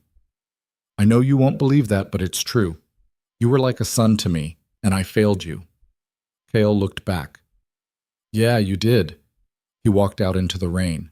The drive to Jersey took 90 minutes through storm traffic. Kale spent every second of it calling in favors, assembling resources, preparing for what came next. He called Angela, told her to move the last of the liquid assets into accounts only he could access. He called Tommy, gave him a list of names and instructions to keep them safe. He didn't call Marco. Didn't want to tip his hand. The safe house was in a neighborhood that tried to look suburban and failed. Cookie-cutter homes with 2 small yards, cars that cost more than the houses, the smell of desperation masked by fresh paint and lawn services. Number 447. Dark windows. A car in the driveway that Kyle recognized as one of their fleet vehicles. He parked 3 houses down, checked his gun, and approached on foot. The front door was locked, but not alarmed, sloppy. Or maybe Marco was expecting him. Either way, Kyle picked it in 45 seconds and slipped inside. The house was silent, empty furniture, the kind that came with short-term rentals. No personal effects. No signs of life except for a light burning upstairs. Kyle climbed the stairs with his gun drawn, every sense screaming alert. The bedroom door at the end of the hall was cracked open. He could see shadows moving inside. He kicked it open. Marco sat in a chair by the window, hands folded in his lap, looking calm. Too calm. Like he'd been waiting. Took you longer than I expected, Marco said. Kale aimed the gun at his head. How long? Since the beginning. I was recruited out of college, psychology degree, specialization in behavioral manipulation. They saw potential, trained me, placed me with you when you were still small enough to be molded. Who are they? Does it matter? They're everywhere and nowhere. Old families with new methods. People who figured out that real power doesn't come from being visible. It comes from controlling the people who are. And Alara? Something flickered in Marco's expression. She was never part of the plan. That was all you. And honestly, it screwed everything up. You were supposed to be predictable, controllable, but you started wanting things we didn't program into you. Like what? Like redemption. Like love. Like a way out. Marco shook his head. It made you dangerous, unpredictable. So yeah, when you started seeing her, I reported it, recommended extraction. They disagreed, thought they could use it. Turns out they were wrong. Kale's finger tightened on the trigger. Give me names. Or what? You'll kill me? Go ahead. I'm insured. The second I don't check in, they activate contingencies. And guess who's at the top of the contingency list? He didn't have to say the name. Kale knew. So here's how this plays out, Marco continued. You can kill me, feel good about it for maybe 30 seconds, and then they'll erase Alara Quinn from existence. Won't even be dramatic about it. Just an accident, a home invasion, something random and untraceable. Or what? Or you walk away. Completely. You disappear from Philadelphia. You never contact her again. You give up everything you've built. And in exchange, they leave her alone. She gets to live her life, teach her students, never knowing any of this happened. That's not a choice. It's the only choice you get. Kael stood there, gun aimed, mind racing through scenarios. He could shoot Marco, take the war to whoever was pulling the strings, fight with everything he had. But Marco was right. The second he started fighting, Alara became a target, and he couldn't protect her from an enemy he couldn't see. How do I know they'll keep their word? Kyle asked. You don't. But you know what happens if you don't take the deal, so really, what choice do you have? None. He had no choice, and that realization felt like drowning. Kael lowered the gun. I want proof. I want confirmation that she's safe. You'll have it. 24 hours after you leave the city, you'll get a message. Proof of life, proof she's untouched, and as long as you stay gone, it stays that way. And if I don't leave? Then the first thing that happens is she loses her job. Investigation into her background, allegations of impropriety, doesn't matter if they're true. Her reputation gets destroyed, then it gets worse from there. Kyle felt something inside him crumble. This was it, the moment where every choice led to loss. He could save himself or save her, but not both. He'd spent 15 years building power, accumulating control, making sure he was never vulnerable. And in the end, none of it mattered. Because the second he cared about something more than his own survival, all that power became meaningless. I need to see her, Kyle said. One last time. No. I'm not asking. Marco's expression hardened. You see her, you risk changing her behavior, making her suspicious, making her a problem. You want her safe? You disappear. Tonight. No goodbyes, no explanations. You just vanish. She deserves better than that. She deserves to live. You going to take that from her because you can't handle a clean break? The question landed like a blade between his ribs. Kyle stood there, gun hanging useless at his side, and felt the full weight of what he'd become. A man so compromised, so embedded in a world of violence and manipulation that even his attempt at something good had turned toxic. Fine, he said finally. I'll go, but I need one thing from you. What? You make sure someone watches over her, not obviously, not intrusively, but someone who makes sure she stays safe. Real safe. Not just from your people, but from everyone. That's not how this works. Make it how this works, or I start shooting and see how many of you I can take down before the contingencies activate. Marco studied him for a long moment, then nodded. Okay, you have my word, someone will watch over her. Your word means nothing to me. Then you'll just have to trust that it's in our interest to keep her safe. Because if something happens to her, you become unpredictable again, and we've invested too much in controlling you to let that happen. Kale turned toward the door, stopped. Tell me something, was any of it real? The mentorship from Dante? The brotherhood with the others? Any of it? Does it matter? Yeah, it does. Marco sighed. Some of it. People are complicated. Even when they're playing roles, pieces of who they really are bleed through. Dante genuinely cared about you, even while he was selling you out. I genuinely respected your intelligence, even while I was manipulating it. It's not all or nothing. That's supposed to make me feel better? No, it's supposed to be the truth, which is what you asked for. Kale walked out without another word. The rain had stopped by the time he reached his car. The sky was clearing, stars appearing between breaking clouds. He sat behind the wheel and pulled out his phone. One last text to Alara. That was all he'd allow himself. He typed, "I'm sorry. You were right to need time. I can't give you what you deserve. Take care of yourself. And those kids. Especially Sophia." His thumb hovered over send for a full minute. Then he deleted it. Wrote instead, "Something came up. I have to leave town. Might be a while. I'm sorry." Still inadequate, still cowardly. He deleted that too. Finally, he wrote, "I'm sorry." 2 words. Not enough. But all he could manage. He hit send. Then he turned off his phone, tossed it out the window into a storm drain, and started driving. Away from Philadelphia, away from Alara, away from the wreckage of every choice that had brought him to this moment. He didn't have a destination. Didn't matter, as long as it was far from her. The highway stretched out ahead, empty and endless. Kyle drove through the night, watching the city lights fade in his rearview mirror, feeling every mile put more distance between him and the only thing that had made him feel human in 15 years.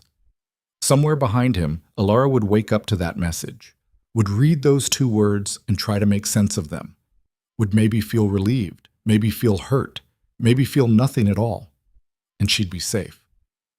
That was what mattered, even if it destroyed him to make it true. The stars disappeared behind clouds again as he crossed the state line.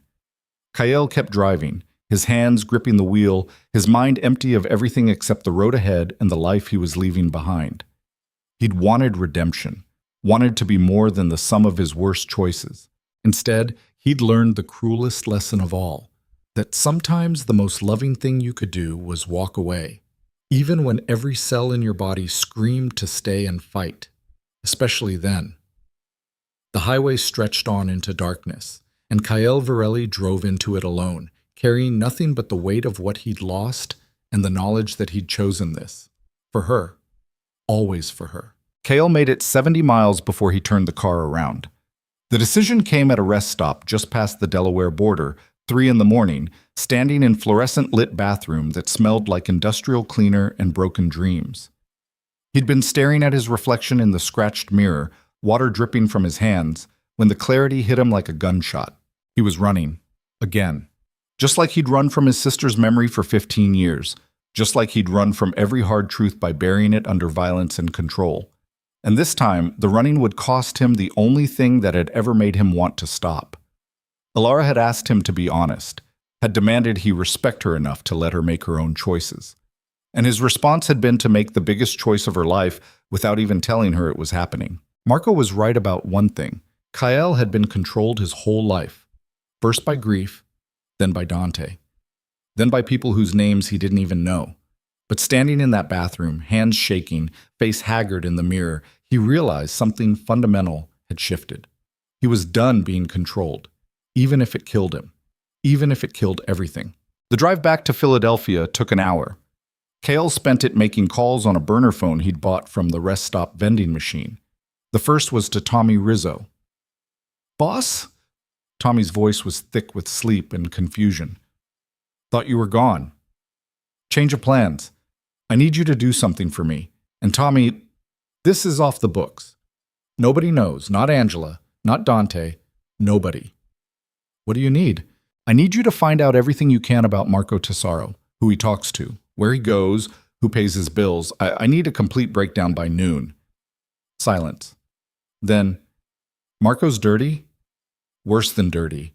He's the reason we're all compromised. Can you do this without him knowing?" "Yeah, I can do it."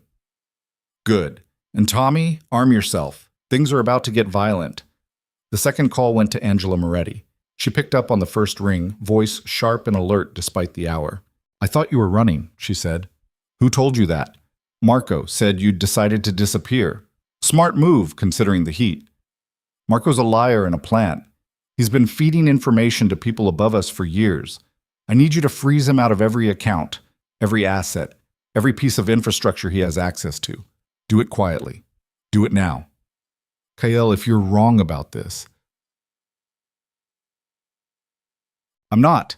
You're getting to find proof in the next few hours. When you do, I need you to be ready to move fast. Can you do that? A pause. You're really going to war over this? Not over it, through it. That's suicide. Probably. You in or out? Another pause, longer this time. Then, in. But Kyle, you better be right. I am. The third call was the hardest. He dialed the number from memory, even though he'd sworn he'd never use it again.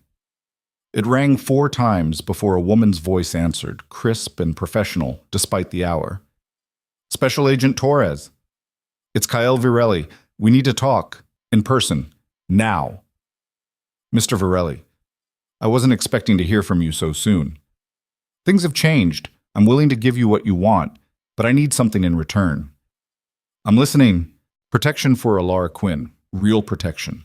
Federal witness security. New identity if necessary. She gets pulled out of this completely, and nobody, not your people, not mine, not the network, ever touches her. That's a significant ask. I'm offering you a significant prize. I'm offering you the entire network. Names, connections, bank accounts, the whole structure. Everything I know and everything I can get. But only if she's safe first. Torres was quiet for a moment. You understand what you're offering me? You're essentially signing your own death warrant. The people you're talking about don't forgive betrayal. I know. Then why? Because she deserves better than being collateral damage in someone else's war. Where are you right now? 30 minutes from the city.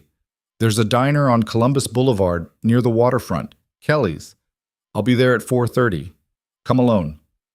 Mr. Virelli, alone, Agent Torres, or I disappear for real this time and you get nothing.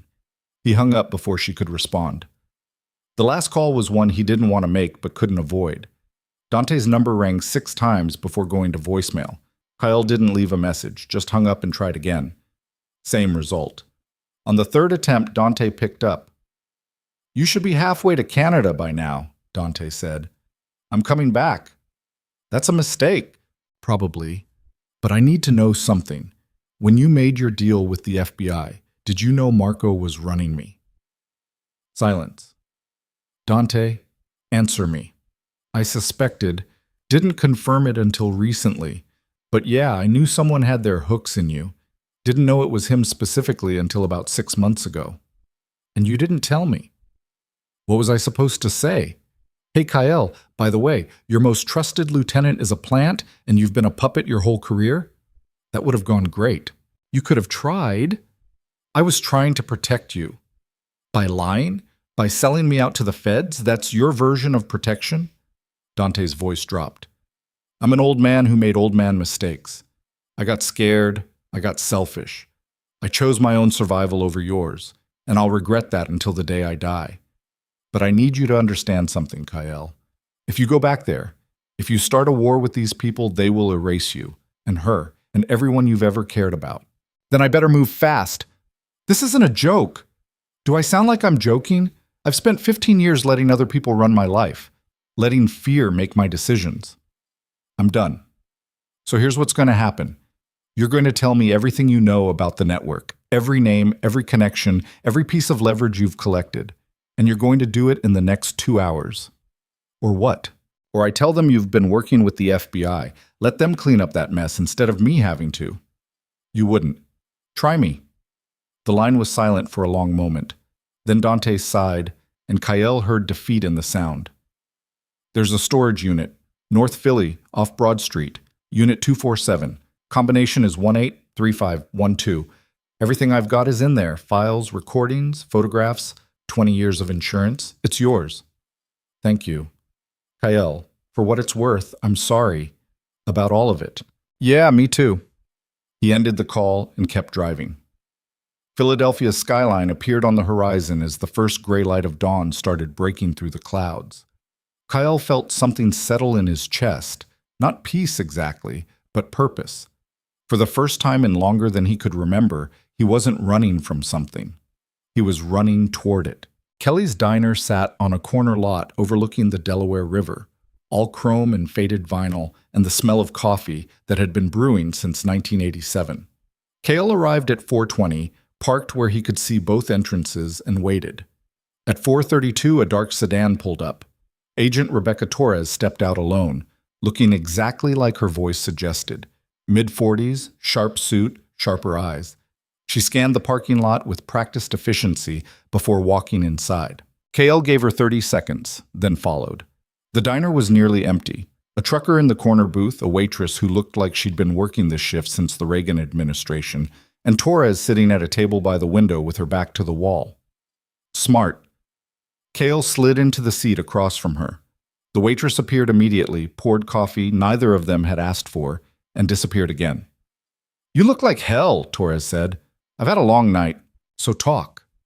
Convince me this isn't a waste of my time." Kyle pulled a folded piece of paper from his jacket and slid it across the table. "That's the address of a storage unit containing 20 years of documentation on a criminal network operating in 6 cities. Names, bank accounts, recordings, photographs, everything your investigation needs, and then some." Torres unfolded the paper, read it, then looked back at him. "How'd you get this?" "Someone who's smarter than I gave him credit for. Someone who's been collecting insurance his whole career." "And he's just handing it over?" "Let's say his options have become limited." Torres pocketed the paper. "Assuming this is real, what do you want in exchange?" "Elara Quinn gets full protection, federal witness security if necessary. She's pulled out of her life, given a new identity, placed somewhere safe. And it happens today, before anyone in the network knows what's coming. That's not how witness protection works. There's a process." "I don't care about your process. You want the network, you do this my way. She's in danger right now. Every hour that passes increases the risk. So you're going to call whoever you need to call, pull whatever strings you need to pull, and you're going to make this happen in the next 6 hours." Torres studied him with those sharp eyes. "You're in love with her." "That's none of your business." "It is when it's my leverage. You really think I'm going to let you walk away from this? The second I have what I need, you become a witness too. Protective custody, testimony, the whole deal. I'm not walking away. I'm buying her safety with my cooperation. What happens to me after is irrelevant. You understand that the people you're betraying will come after you. Witness protection or not, they'll hunt you, and they have resources that make the FBI look underfunded." "I know. And you're willing to die for her?" Kale met her eyes. "I'm willing to die so she doesn't have to." Something shifted in Torres's expression.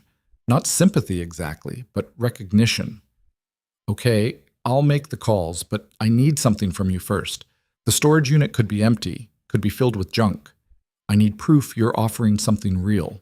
Kale pulled out his phone. The burner. Not his regular one that was currently sitting in a Jersey storm drain. He scrolled through the contacts and held up a name. "This is Marco Tesoro. He's the primary plan in my organization. He's been running me for 10 years on behalf of the network. You grab him in the next 2 hours, before anyone knows what's happening, he'll flip. He's got no loyalty to them. He's a hired gun. Offer him a deal, and he'll give you everything." Torres photographed the contact information. "Where is he now?" "Safe house in Jersey. I can give you the exact address." "Do it." Kyle wrote it down. Torres pulled out her phone and made a call, stepping away from the table. Kale watched through the window as she paced, gesturing sharply, her voice rising even though he couldn't hear the words. 5 minutes later, she came back. "I've got teams moving on the storage unit and the safe house. If this checks out, I'll have approval for Quinn's protection by noon." "Not good enough. I need it done now." "I can't snap my fingers and make a federal protection detail appear, Mr. Varelli. These things take time." Time she doesn't have. The second Marco realizes he's been burned, he'll activate contingencies. And she's at the top of that list. "Then maybe you should be the one protecting her until we can move." Kale's jaw clenched. "I'm trying to keep her out of this, not drag her deeper into it." "Little late for that. You involved her the second you walked into that restaurant. Now you either trust me to do my job, or you handle it yourself until I can get resources in place." The waitress refilled their coffee. Kale stared into the black liquid, seeing his reflection distorted on its surface. Torres was right. He'd involved Elara. He'd made her a target by caring about her. And now the only way to protect her was to be exactly what he'd been trying to escape, the violent, calculating operator who solved problems with force. "How long until your teams hit those locations?" he asked. Torres checked her phone. "Storage unit in 20 minutes. Safe house in 40. Why? Because I need to be somewhere when that happens. And I need you to give me a head start. A head start to do what? To make sure Alara's safe before Marco's people realize what's happening. Absolutely not. You're not going anywhere near her. The second you do, you compromise her as a witness. She's not a witness. She's a civilian who had the misfortune of meeting me.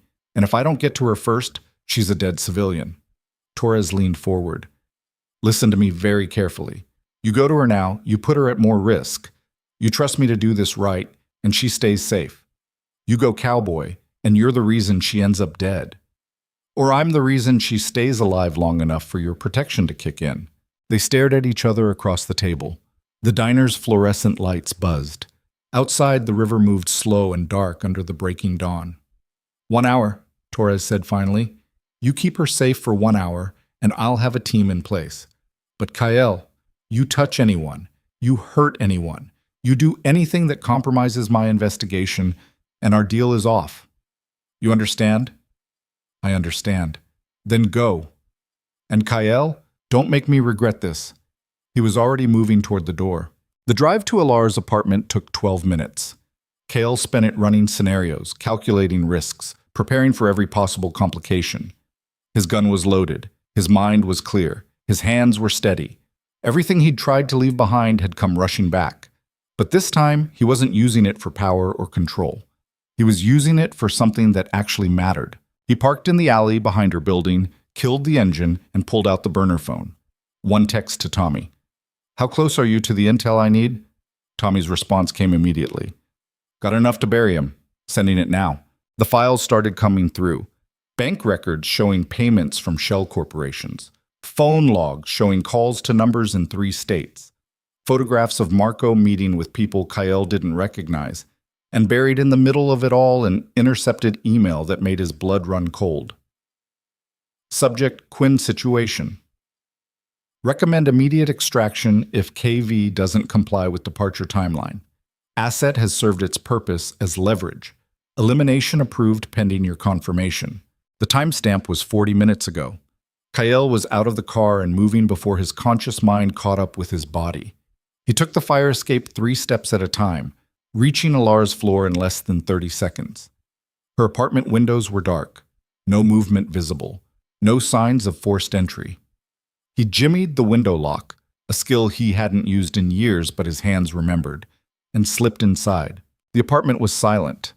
Kael moved through it with his gun drawn, clearing each room with mechanical efficiency. Living room empty, kitchen empty, bathroom empty, bedroom. The door was closed. Light showed underneath. Kael pressed his ear against it, listening. Nothing. He tried the handle, locked from the inside. Alara? He called out, keeping his voice low. No response. Kael stepped back and kicked the door open. Alara sat on her bed, very still, very quiet, with a man Kael didn't recognize sitting beside her with a gun pressed against her ribs.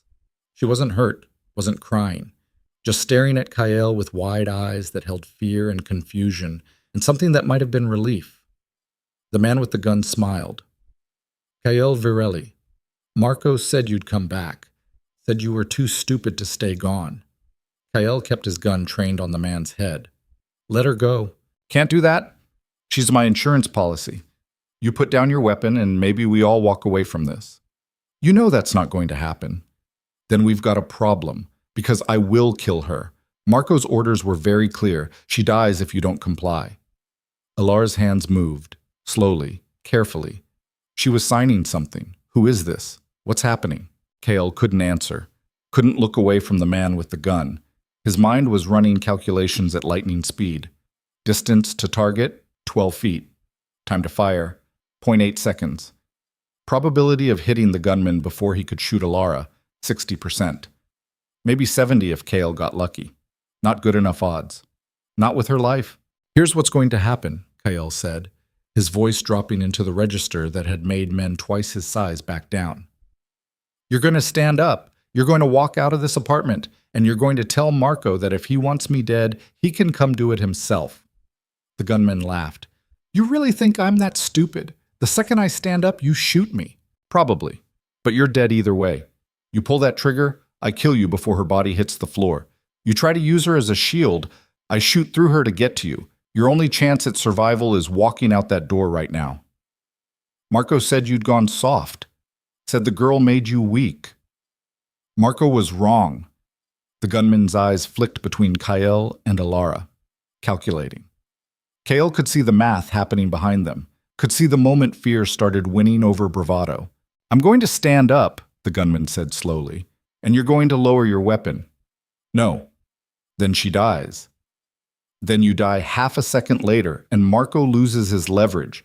Is that really what you want to tell him? That you failed because you couldn't follow through? The gunman's hand was shaking now, barely visible, but there. Kael saw it and pressed harder. You're what, 25, 26? Whole life ahead of you. You really want to die in this apartment for a boss who won't even remember your name after you're gone? Shut up. What's your name? I said shut up, because I want to know what to put on your grave marker. Figured you deserved that much. The gun barrel wavered, just an inch, just for a second, but it was enough. Kael fired. The shot took the gunman in the shoulder, spinning him away from Alara. His gun went off, wild, high, punching a hole in the ceiling. Kael was already moving, crossing the distance in 3 steps, driving the gunman into the wall with enough force to crack plaster. The second shot Kael fired was point blank, center mass. The gunman dropped like a puppet with cut strings. Alara was screaming, a sound Kael couldn't hear but could feel in his bones, raw and terrified and alive. He turned to her, gun still raised, and saw her pressed against the headboard with her hands over her ears, eyes squeezed shut. Kael safed his weapon and moved to her, touched her shoulder. She flinched, then opened her eyes. When she saw it was him, something broke in her expression. Her hands came up, signing frantically. What's happening? Who was that? Why did you— We need to leave, Kael signed back. Right now. More could be coming. I don't understand. I know. I'll explain everything. But we have to move. He pulled her off the bed, guided her around the body. She wouldn't look at it, kept her eyes fixed on his face like he was the only solid thing in a world gone liquid. Kael grabbed her coat from the closet, her phone from the nightstand, and led her toward the door. They made it to the hallway before the second gunman appeared. This one was faster, more professional, didn't waste time talking, just raised his weapon. Kael shoved Alara behind him and returned fire. The hallway erupted in noise and muzzle flash. Kael took 2 rounds to his left side, felt them punch through his ribs like hammers, but stayed on his feet long enough to put 3 into the second gunman's chest. The man went down. Kael staggered. Alara caught him, her face white with shock, hands signing frantically. You're bleeding! Oh God, you're bleeding so much! Fire escape. Kael signed with hands that weren't quite steady anymore. Go, now. I'm not leaving you. Go! She didn't. Just grabbed his arm and hauled him toward the window with strength he didn't know she had.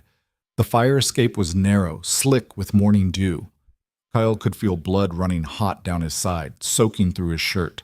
His vision was starting to blur at the edges. They made it to the ground floor. Kael's car was 20 feet away. Might as well have been 20 miles.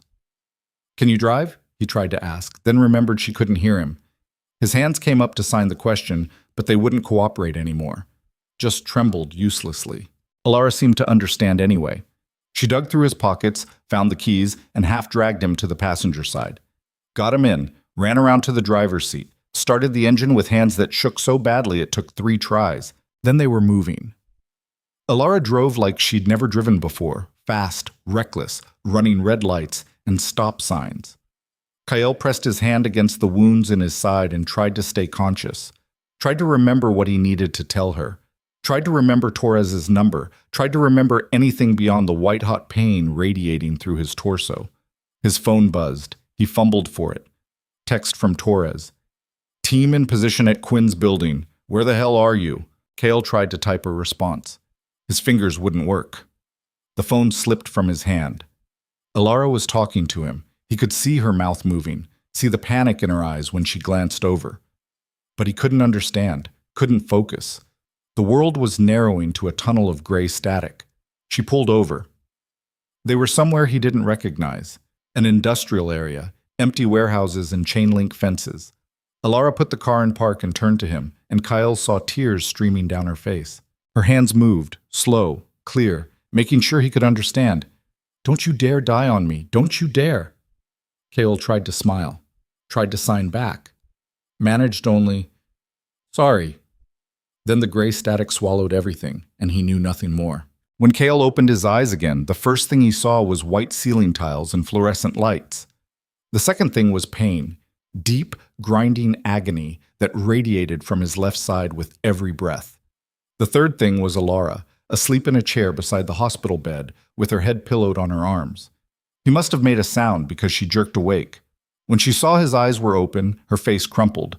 She reached for his hand, squeezed it so hard his bones creaked. You're awake, she signed with her free hand. You've been out for 14 hours. Where? University of Pennsylvania Hospital. They had to remove your spleen. You almost died. Twice. Kyle processed that. Tried to sit up. Failed spectacularly. Alara pressed him back down with surprising force. Don't move. The doctor said you'll rupture your stitches. What happened? After I passed out? I drove until I found a hospital. Carried you inside. Well, dragged you. You're heavier than you look. There were police. FBI. A woman named Torres who's been here 3 times asking when you'd wake up. Did they hurt you? No. They questioned me. I told them I didn't know anything, which was true. I still don't know anything, KL, except that men with guns tried to kill us, and you killed them first. And now you're in a hospital bed looking like death. Her hands were shaking. KL squeezed her fingers. I'm sorry, he signed. I'm so sorry. Stop apologizing and start explaining. So he did. Told her everything. The network, Marco's betrayal, the deal with Torres, the men sent to kill her, his stupid, reckless plan to come back and protect her himself instead of trusting the FBI. When he finished, Alara sat back in her chair and stared at him for a long moment. Then she signed something he didn't expect. You're an idiot. I know. You could have died. I know. You almost did die. And then what? I'm just supposed to go on living, knowing you died trying to save me from a situation I never asked to be in? Better than you dying. That's not your choice to make. Her hands were sharp, angry. Kyle had never seen her like this, furious and terrified in equal measure.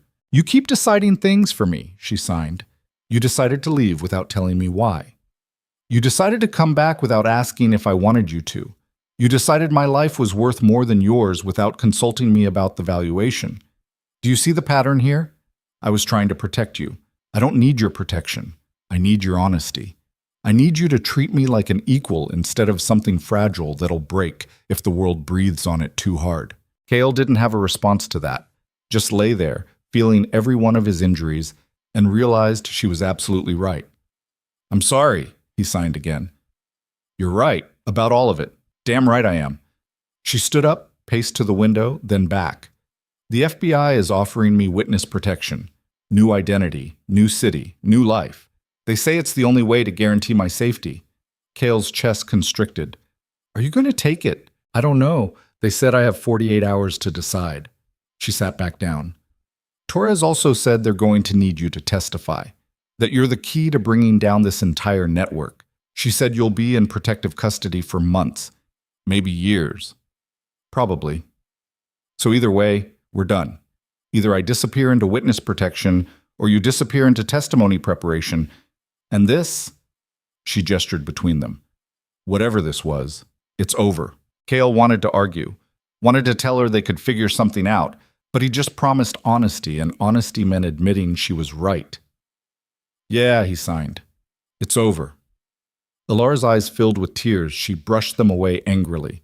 I hate that. I hate that I finally meet someone who actually sees me, who learns my language, who looks at me like I'm not broken. And it turns out you're the most dangerous person I could have possibly met. I know. Stop saying that. Stop agreeing with me. Fight back. Tell me I'm wrong. Tell me there's some way this works out. I can't. Because you're not wrong. She made a sound that was half sob, half laugh. You're really bad at this. At what? Goodbye scenes. You're supposed to make promises you can't keep. Tell me you'll find me. That love conquers all.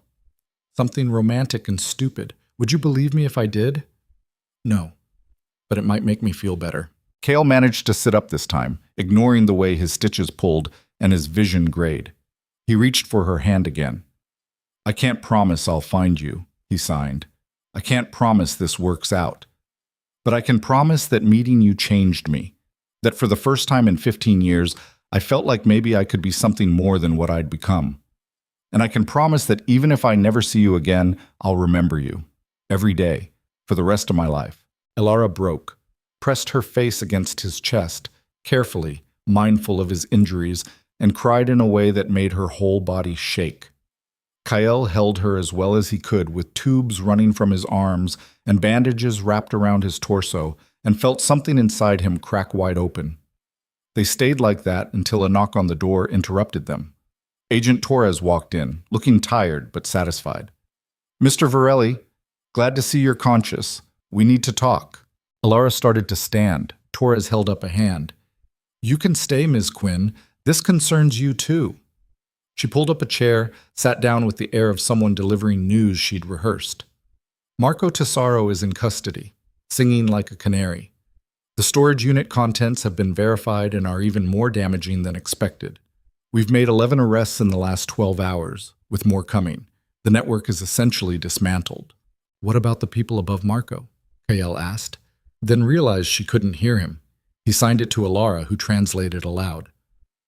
We're working our way up the chain, Torres said. It's going to take time, but we've got enough to keep you and Ms. Quinn safe during the process. What does that mean? Elara asked. It means you both enter witness protection. Together or separately, your choice. New identities, new locations. You'll need to testify eventually, but we can keep you secure until then. Kael and Elara looked at each other. A whole conversation happened in that glance. Possibilities and impossibilities, hope and pragmatism, the weight of everything unsaid. Can we have a minute? Elara asked. Torres nodded and stepped outside. When they were alone again, Elara signed, What do you want to do? What do you want to do? I asked first. Kael took a breath that hurt all the way down. I want to be selfish. I want to ask you to come with me. To start over somewhere new where nobody knows who we were. But that's not fair to you. Your whole life is here, your students, your friends, your career. I can't ask you to give that up.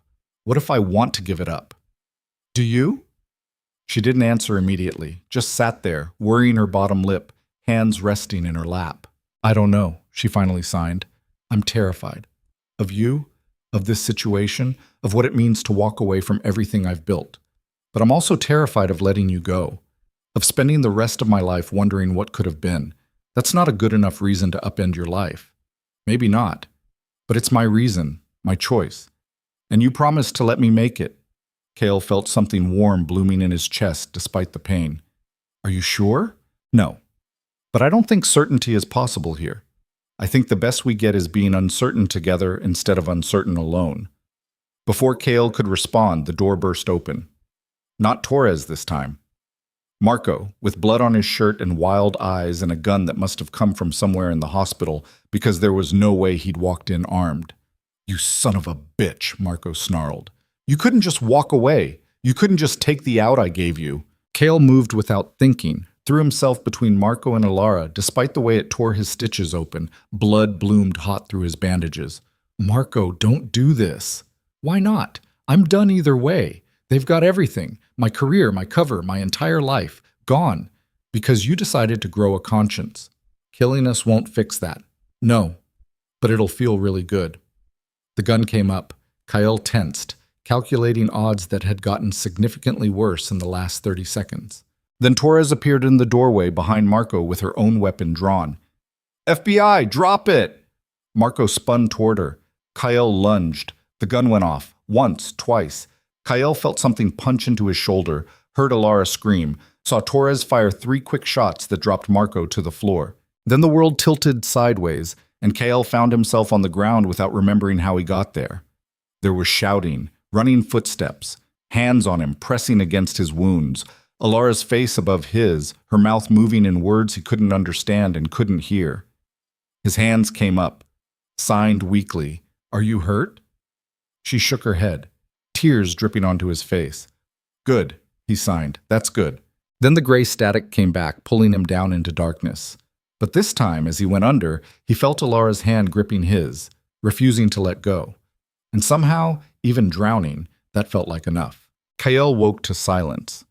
Not the oppressive kind that had followed him for 15 years, not the weighted absence that came from running from ghosts, just silence, clean and simple and real. He was in a different hospital room this time, smaller, quieter, the kind reserved for federal witnesses who'd been shot 3 times in 48 hours and somehow kept breathing anyway. Morning light slanted through half-closed blinds, painting stripes across white sheets, and the IV pole standing guard beside his bed. His shoulder burned, his side throbbed. His ribs felt like someone had taken a sledgehammer to them and forgotten to stop. But he was alive. That counted for something. Alara sat in the same chair she'd occupied in the previous room, curled up with a blanket draped over her shoulders, and exhaustion etched into every line of her face. She was awake, watching him with eyes that held too many emotions to parse.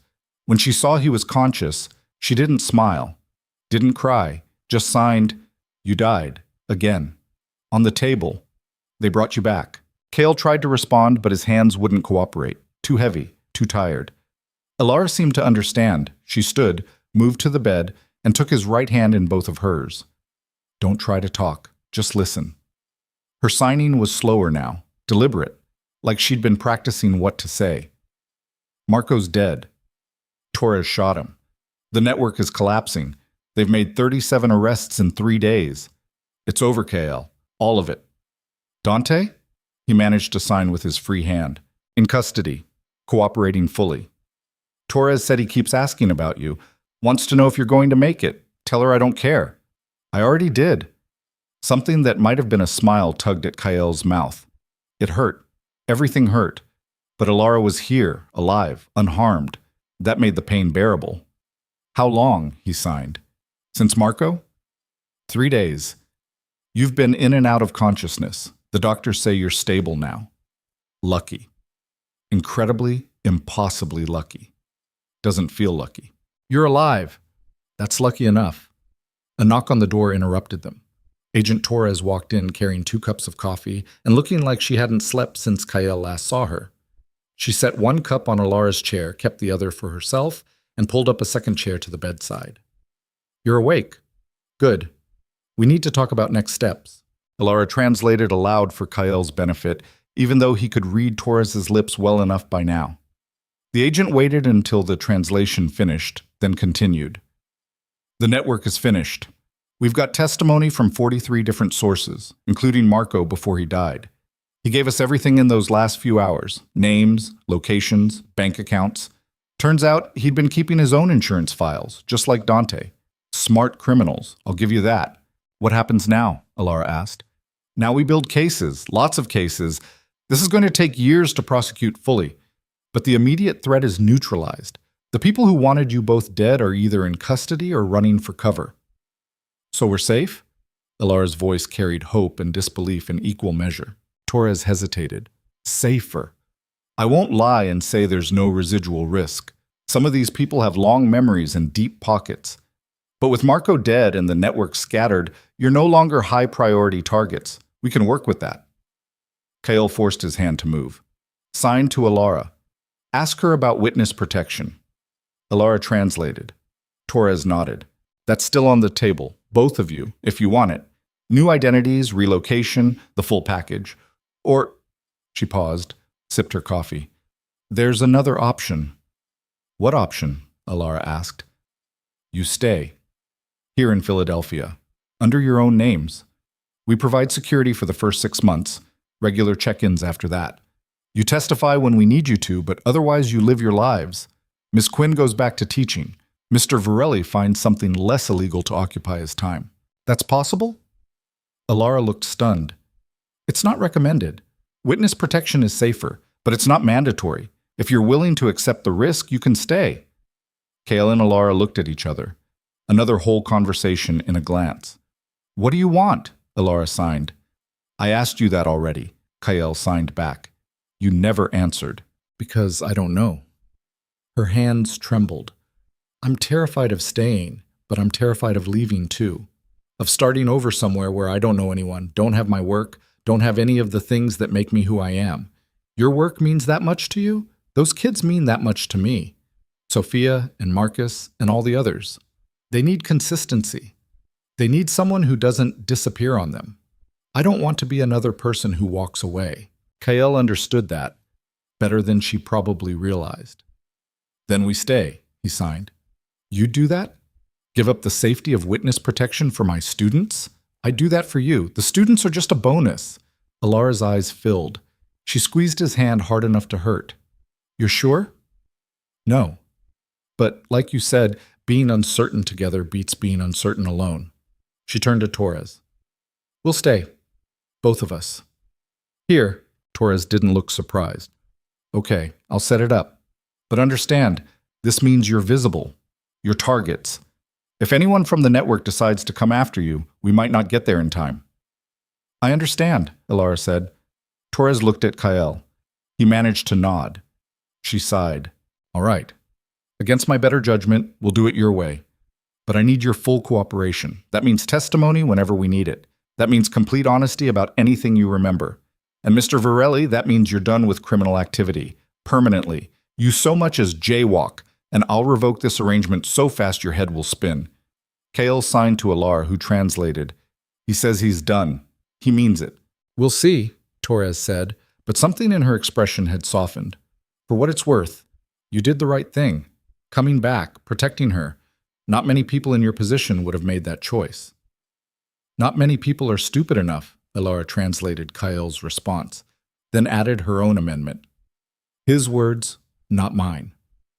Torres almost smiled. Get some rest. Both of you. You've earned it. She left. Alara and Kael sat in silence for a long moment, processing what they'd just agreed to. The weight of it settled around them like a blanket, warm and suffocating in equal measure. Are we insane? Alara signed. Probably, Kael signed back. But I've been insane before. This feels better. How? Because last time I was insane alone. This time I've got company. That earned him a real smile. Small, tentative, but genuine.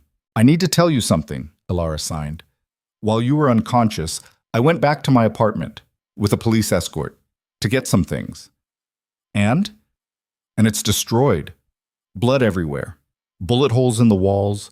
The landlord already sent me an eviction notice. Says I'm too much liability. I'm sorry. Don't be. I hated that place anyway. Too small. Terrible water pressure. That upright piano was out of tune. She paused. But I don't have anywhere to live now. And I don't have much money. Teaching doesn't exactly pay well. Kael's mind, even compromised by pain and medication, started working through solutions. Property he owned that wasn't connected to the criminal enterprise. Clean assets Torres couldn't touch. A place where Alara could be safe, and he could... Stop, Alara signed, watching his face. I can see you plotting. Don't. I'm not asking you to fix this. I'm just telling you because you should know. I'll figure it out. What if I want to help? Then help by getting better. Help by testifying. Help by being honest about everything you know so Torres can finish burying these people. That's how you help. And after, when I'm recovered and the testimony is done and we're just living, I don't know. We'll figure it out then. Fair enough. Kael closed his eyes, feeling exhaustion pull at him despite having been unconscious for 3 days. His body was a disaster zone. His life was a bigger one. But Alara was here. That counted for something. Maybe everything. Can I ask you something? He signed without opening his eyes. Yes. Why did you stay? After everything. After the guns and the blood and finding out who I really am. Why didn't you run? Alara was quiet for so long Kael thought maybe she wouldn't answer. Then her hands touched his, and he opened his eyes to see her signing with careful precision. Because I've spent my whole life being underestimated, being told I'm fragile or broken or less than. And you, with all your violence and terrible choices and criminal empire, you never once treated me that way. You learned my language. You listened when I talked. You let me make my own choices, even when you hated them. She paused. And because when you sign, I can see who you used to be. Before all this. Before the fear and control. I can see your sister in your hands. I can see the boy who learned a whole language just so someone wouldn't be alone. And I think that person is still in there. Worth saving. Kael's throat tightened. What if you're wrong? Then I'll be wrong, but I'd rather be wrong trying to save you than right walking away. There was nothing to say to that, nothing that wouldn't sound inadequate. So Kael just held her hand and let himself believe for maybe the first time in 15 years that being saved was possible. The next 6 weeks passed in a blur of hospital rooms and debriefings and physical therapy that made being shot seem pleasant by comparison. Kael's shoulder required 2 additional surgeries. His ribs healed slowly, protesting every breath. The psychological aftermath was worse. Nightmares about Marco's gun pointed at Alara's head, about arriving 30 seconds too late, about blood on white sheets and silence that meant death instead of peace. But Alara was there through it all, reading to him when he couldn't sleep, signing stories about her students when he needed distraction, sitting in comfortable silence when words, spoken or signed, felt like too much. She'd found a temporary apartment through a friend of a friend, tiny and overpriced but safe. Kael had wanted to help financially, but she'd shut that down hard, said she needed to do this herself, needed to prove she could stand on her own before she could stand with anyone else. He respected that. Didn't like it, but respected it. Torres visited every few days with updates. The prosecutions were moving forward. Dante had pleaded guilty to racketeering and agreed to testify against the network's upper echelon in exchange for a reduced sentence. He'd sent word through Torres that he wanted to see Kael, to apologize in person. Kael had refused. Some bridges, once burned, should stay ash. 7 weeks after Marco died on that hospital floor, Kael was finally cleared to leave medical supervision. Torres drove him to a safe house in the suburbs, a nondescript 2-bedroom with beige carpet and furniture that looked like it came from a clearance sale in 1994. But it was clean, it was secure, and it was temporary. You'll stay here until the first round of trials concludes, Torres explained, handing him keys and a folder full of security protocols. After that, we reassess. If things stay quiet, you transition to permanent housing. If not, back to witness protection, Kael finished. Exactly. Questions? When can I see Alara? She's been cleared for supervised visits starting tomorrow. 2 hours, twice a week, federal agent present. After a month, if there are no security incidents, we can relax those restrictions. It wasn't ideal, but it was better than nothing. Thank you, Kael said. Meant it. Torres studied him with those sharp eyes. You've changed since I first called you. You're quieter. Getting shot 3 times will do that. It's more than that. You carry yourself differently, like you're not trying to intimidate everyone in a 50-foot radius anymore. Maybe I'm just tired. Maybe. Or maybe you finally figured out that fear only works until someone stops being afraid. She headed for the door, paused with her hand on the knob. For what it's worth, I think you made the right choice. Coming back. Fighting for her. Most people in your position would have run and never looked back. I tried that, didn't get very far. Good. The world has enough runners, not enough people willing to stand and face what they've done. She left. Kael stood in the middle of the beige living room and tried to imagine a future here. Tried to picture himself as something other than what he'd been for 15 years. The image wouldn't quite come into focus, but for the first time, he could see its outline. That night, he couldn't sleep. Lay on the unfamiliar bed, staring at unfamiliar ceiling and feeling the weight of everything that had happened pressed down on his chest. Marco was dead. Dante was in prison. The organization Kael had built was dismantled. Everyone he'd known for the last decade and a half was either in custody, in hiding, or had turned state's evidence. He was completely alone. Except he wasn't. Because tomorrow, Alara would walk through that door. And maybe that was enough to build on. She arrived at exactly 9 the next morning, escorted by a young agent who looked barely old enough to shave. The agent did a security sweep of the house, established a perimeter, and then positioned himself by the front window with the kind of vigilance that suggested Torres had threatened him with desk duty if anything went wrong. Alara stood in the doorway wearing jeans and a sweater that made her look younger than her years. Hair pulled back, no makeup, just herself. Beautiful in a way that had nothing to do with aesthetics and everything to do with the fact that she was here, alive, choosing this. Hi, she signed. Hi, Kael signed back. They stared at each other across the beige living room. 7 weeks since they'd been alone together. 7 weeks of hospitals and debriefings and supervised visits that felt more like interrogations. Now they had 2 hours and no idea how to start. Your place is terrible, Ilara signed finally. I know, the carpet offends me. Everything's beige. Even the paintings on the wall are beige. Federal witness protection has a limited color palette. That broke the tension. Ilara laughed, silent to her own ears, but loud in the way her whole face transformed. She moved into the living room, sat on the couch that had probably been beige in 1994 and had faded to something even more depressing, and patted the cushion beside her.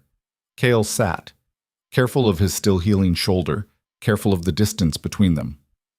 How are you? Ilara signed. Alive. You? Same. Mostly. She tucked her feet under her. I went back to work last week. The school board wanted to fire me. Said I was too controversial, but the parents organized. Petitions, protests, the whole thing. Turns out they really like me. Of course they do. You're a good teacher. Sophia led the campaign. She made signs, stood outside the administration building for 3 days straight until they agreed to a hearing.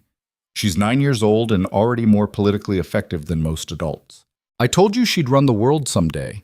She asked about you, wanted to know when you were coming back to visit. What did you tell her? That you were dealing with some complicated things, that you'd come back when you could. Ilara's hands paused. Will you? Come back? Do you want me to? I'm asking you first. Kael took a breath that still hurt, even after 7 weeks. I don't know if I should be around kids, around anyone, really. I've spent 15 years being someone dangerous, someone who solves problems with violence. I don't know how to be anything else. You were good with them, with Sophia and Marcus and all the others. You weren't dangerous. You were patient, kind, present. That was before they knew who I really was. They still don't know. And they don't need to. You can be whoever you choose to be with them. That's the whole point of starting over. Is it really starting over if I'm still me? Ilara shifted closer, not touching him, but close enough that he could feel her warmth. You're not the same person you were 2 months ago. That person would have kept running, would have chosen his own safety over mine, would have let the fear win. Her hands moved with absolute certainty. You came back, you fought, you almost died twice to protect me. That's not the same person. Or it's the same person making different mistakes. Maybe. But they're your mistakes to make. Not someone else's, not Dante's or Marco's or anyone in that network. Yours. That matters. Cale wanted to believe her, wanted to believe that change was possible, that he could be something other than the sum of his worst choices. But belief required faith, and faith had been beaten out of him years ago. I don't know how to do this, he signed honestly. How to be normal. How to have a life that doesn't involve looking over my shoulder every 30 seconds. How to care about someone without calculating all the ways it could be used against me. Then we'll figure it out together. Badly. Messily. But together. Why? The question came out sharper than he intended. Why are you willing to do this? You could walk away right now. Find someone safe. Someone who doesn't come with federal agents and assassination attempts and a body count. Ilara's expression hardened. Because I'm tired of safe. I've been safe my whole life. Safe and alone and constantly underestimated. You're the first person in years who's looked at me and seen someone worth the risk. And yeah, you're dangerous and damaged and probably going to give me a heart attack with your terrible decision-making. But you're also honest and brave and willing to die for what you care about. She grabbed his hand. I'd rather have that. All of it, including the scary parts, than spend the rest of my life being safe and alone. Cale stared at their joined hands, hers small and strong and steady, his scarred and shaking slightly from muscle damage that might never fully heal. I can't promise this works out, he signed with his free hand. I know, I can't promise I won't screw this up. I know that too. I can't even promise I know how to be what you deserve. Stop, Ilara signed. Stop trying to talk me out of this. I've made my choice. Respect it. So he did. Pulled her closer, carefully, mindful of his injuries, and let himself hold her for the first time since that hospital bed. She fit against him like she'd been designed for it, her head on his shoulder, his chin resting on her hair, both of them breathing in sync. The federal agent by the window studiously examined the ceiling. They sat like that for the full 2 hours, talking sometimes, hands moving in the space between them, building sentences and sharing stories. Silent other times, just existing in the same space, learning each other's rhythms. When the time was up and the agent cleared his throat apologetically, Alara pulled back just far enough to sign, "Same time Thursday?" "I'll be here," Kyle signed. "Good. Don't die before then. I'll try my best." She left. The house felt emptier without her. Kale stood at the window and watched the car disappear down the suburban street, feeling something unfamiliar settle in his chest. Not quite hope, not quite peace, but something adjacent to both. The weeks that followed developed a rhythm. Alara visited twice a week. They talked, sat in silence, slowly built something that felt almost like normal. Kyle started physical therapy for his shoulder, started meeting with a bureau psychologist who specialized in witness trauma, started very tentatively thinking about what came after all this. 3 months in, Torres called with news. The first major trial had concluded. Guilty verdicts on all counts. The network's financial infrastructure was frozen. More indictments were coming. "You're in the clear," Torres said. "No credible threats against you or Ms. Quinn. We're lifting the security restrictions. You can move to permanent housing, see each other without supervision, start rebuilding your lives." "Just like that?" Kyle asked. "Just like that. Though I'll still want you available for testimony as needed. And Mr. Varelli, stay clean. You've got a second chance here. Don't waste it." He promised he wouldn't. The next day, Alara showed up at the safe house without an escort for the first time. Walked right in like she owned the place and signed, "We're going somewhere." "Where? You'll see. Get your coat." She drove them to Riverside Elementary. It was late afternoon, school just letting out, kids streaming through the doors in clusters of noise and color. Alara parked in the lot and turned to Kyle. "Ready?"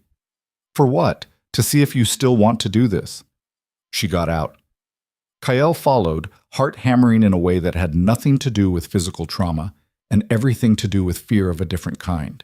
They walked to the entrance, through the doors, down the familiar hallway with its bulletin boards and student artwork, to room 7B. Sophia saw him first. Her eyes went wide.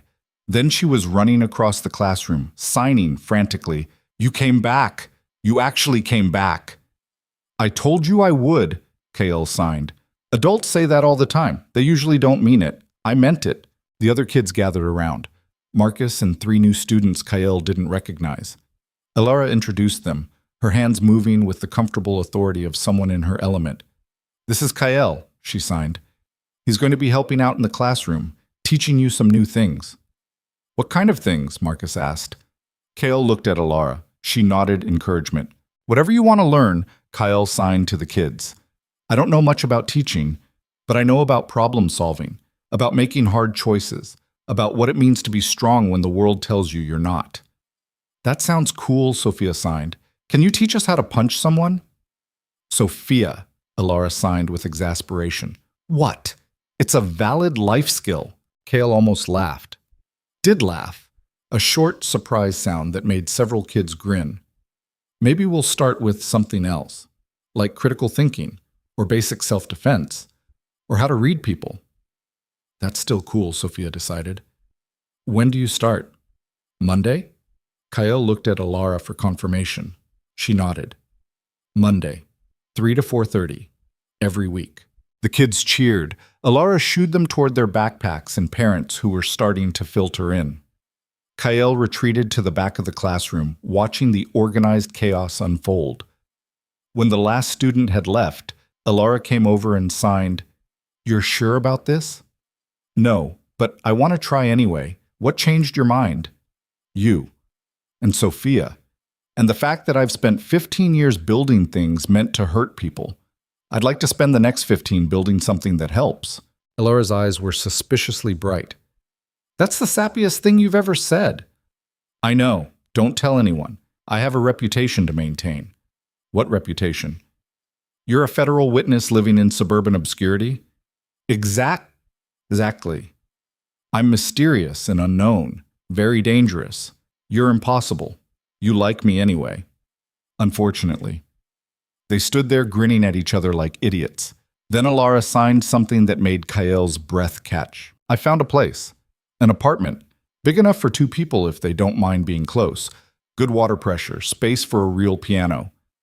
Are you asking me to move in with you? I'm presenting an option for your consideration. That's very formal. I'm a professional educator. We do everything formally. Kale stepped closer, close enough to see the gold flecks in her eyes, close enough to count her heartbeat by the pulse in her throat. Yes. Yes, what? Yes to the apartment. Yes to being close. Yes to all of it. You didn't even ask where it is. Don't care. As long as you're there. That's terribly romantic for someone who claims to be mysterious and dangerous. I contain multitudes. You said so yourself. Elara reached up, had to stand on her toes even though Kael was leaning down, and kissed him.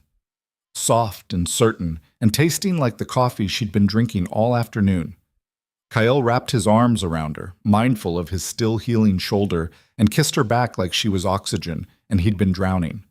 When they broke apart, both breathing hard, Elara signed, "The apartment's available next month, if you're still sure. I'm sure. Even knowing I'm a terrible morning person and I steal blankets and I play piano at random hours when I can't sleep, especially knowing that. You're going to regret this. Probably. But like you said, better to regret it together than apart." They left the school as the sun was setting, painting the Philadelphia sky in shades of orange and purple. Walked to Elara's car hand in hand. Drove through the city Kael had once ruled and now barely recognized, seeing it with new eyes. The apartment Elara had found was in Northern Liberties, 3 blocks from her old place, but worlds away in terms of safety and light. Hardwood floors. Big windows. A landlord who'd done a background check and decided that federal witness status was acceptable as long as the rent checks cleared. They moved in 5 weeks later. Kael's possessions fit in 2 duffel bags. Everything else from his old life had been seized or destroyed. Elara brought her books and plants and the upright piano she'd had in storage since college, now professionally tuned and gleaming in the afternoon light. That first night, they sat on the floor surrounded by boxes and ate takeout Chinese food straight from the containers. Neither of them had furniture yet.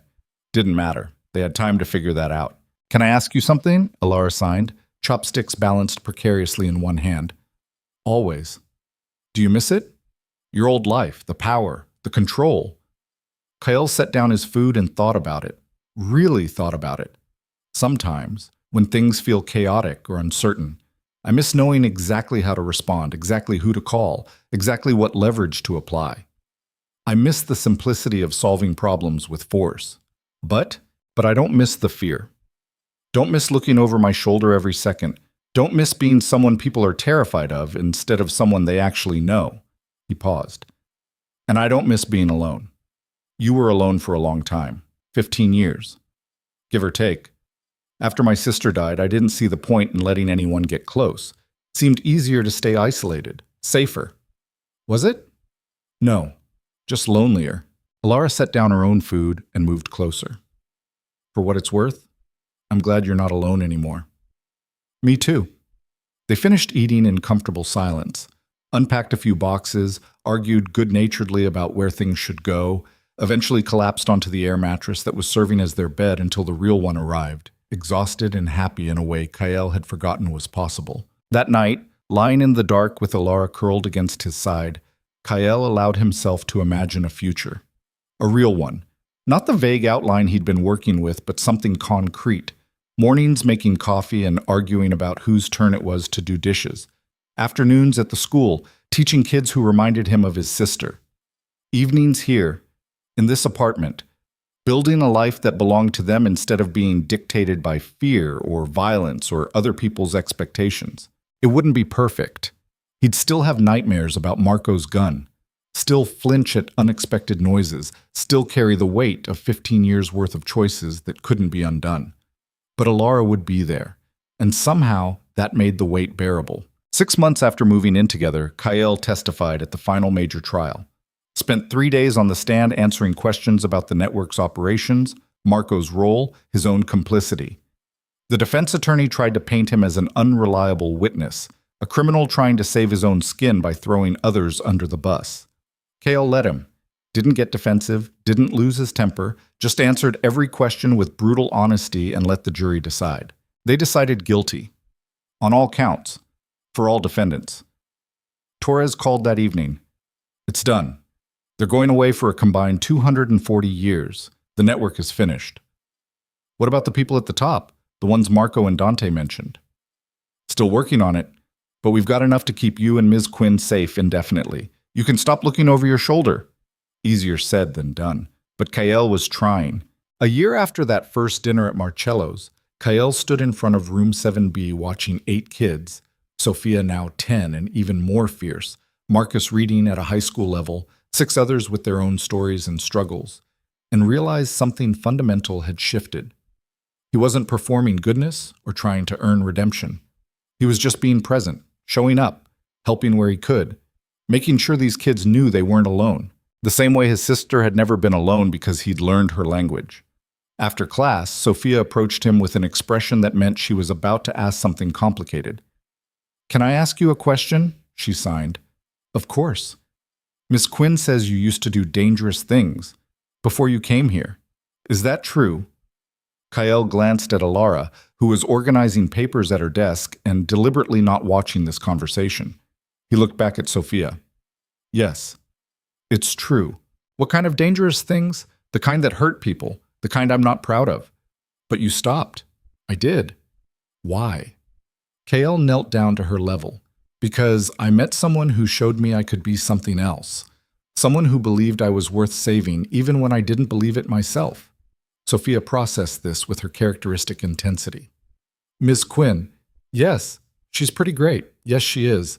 Are you going to marry her?" The question caught Kael completely off guard. He straightened, felt his face heat. We haven't." Sophia grinned.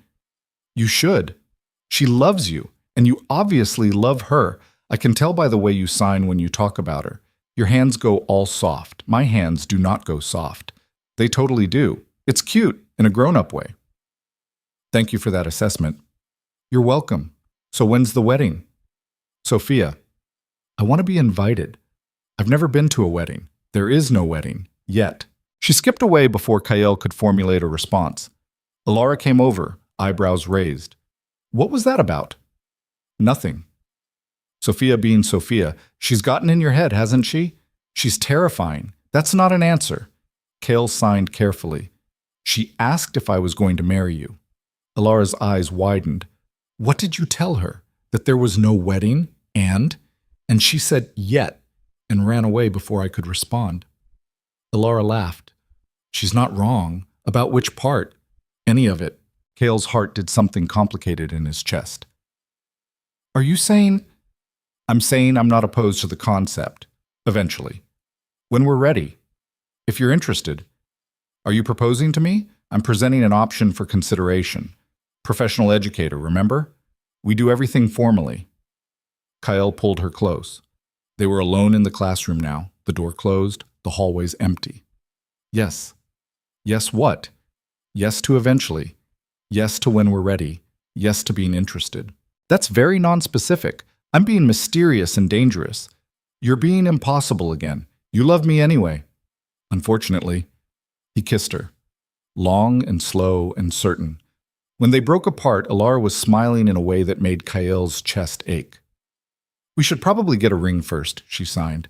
"Before Sophia starts planning the whole wedding. She would too." "Absolutely. She'd have color schemes and seating charts within a week." Terrifying child. Our terrifying child. Collectively. As a community. I can live with that. They left the school hand in hand, walking into the Philadelphia evening with no particular destination in mind. The city moved around them, cars and pedestrians, and the endless pulse of life carrying on. Somewhere in this city, trials were still happening. People were still being sentenced. The remnants of Kael's old world were still being systematically dismantled. But here, walking down a random street with Alara's hand warm in his, Kael felt something he hadn't felt in 15 years. Home. Not a place, not a building, just the certainty that wherever she was, that's where he belonged.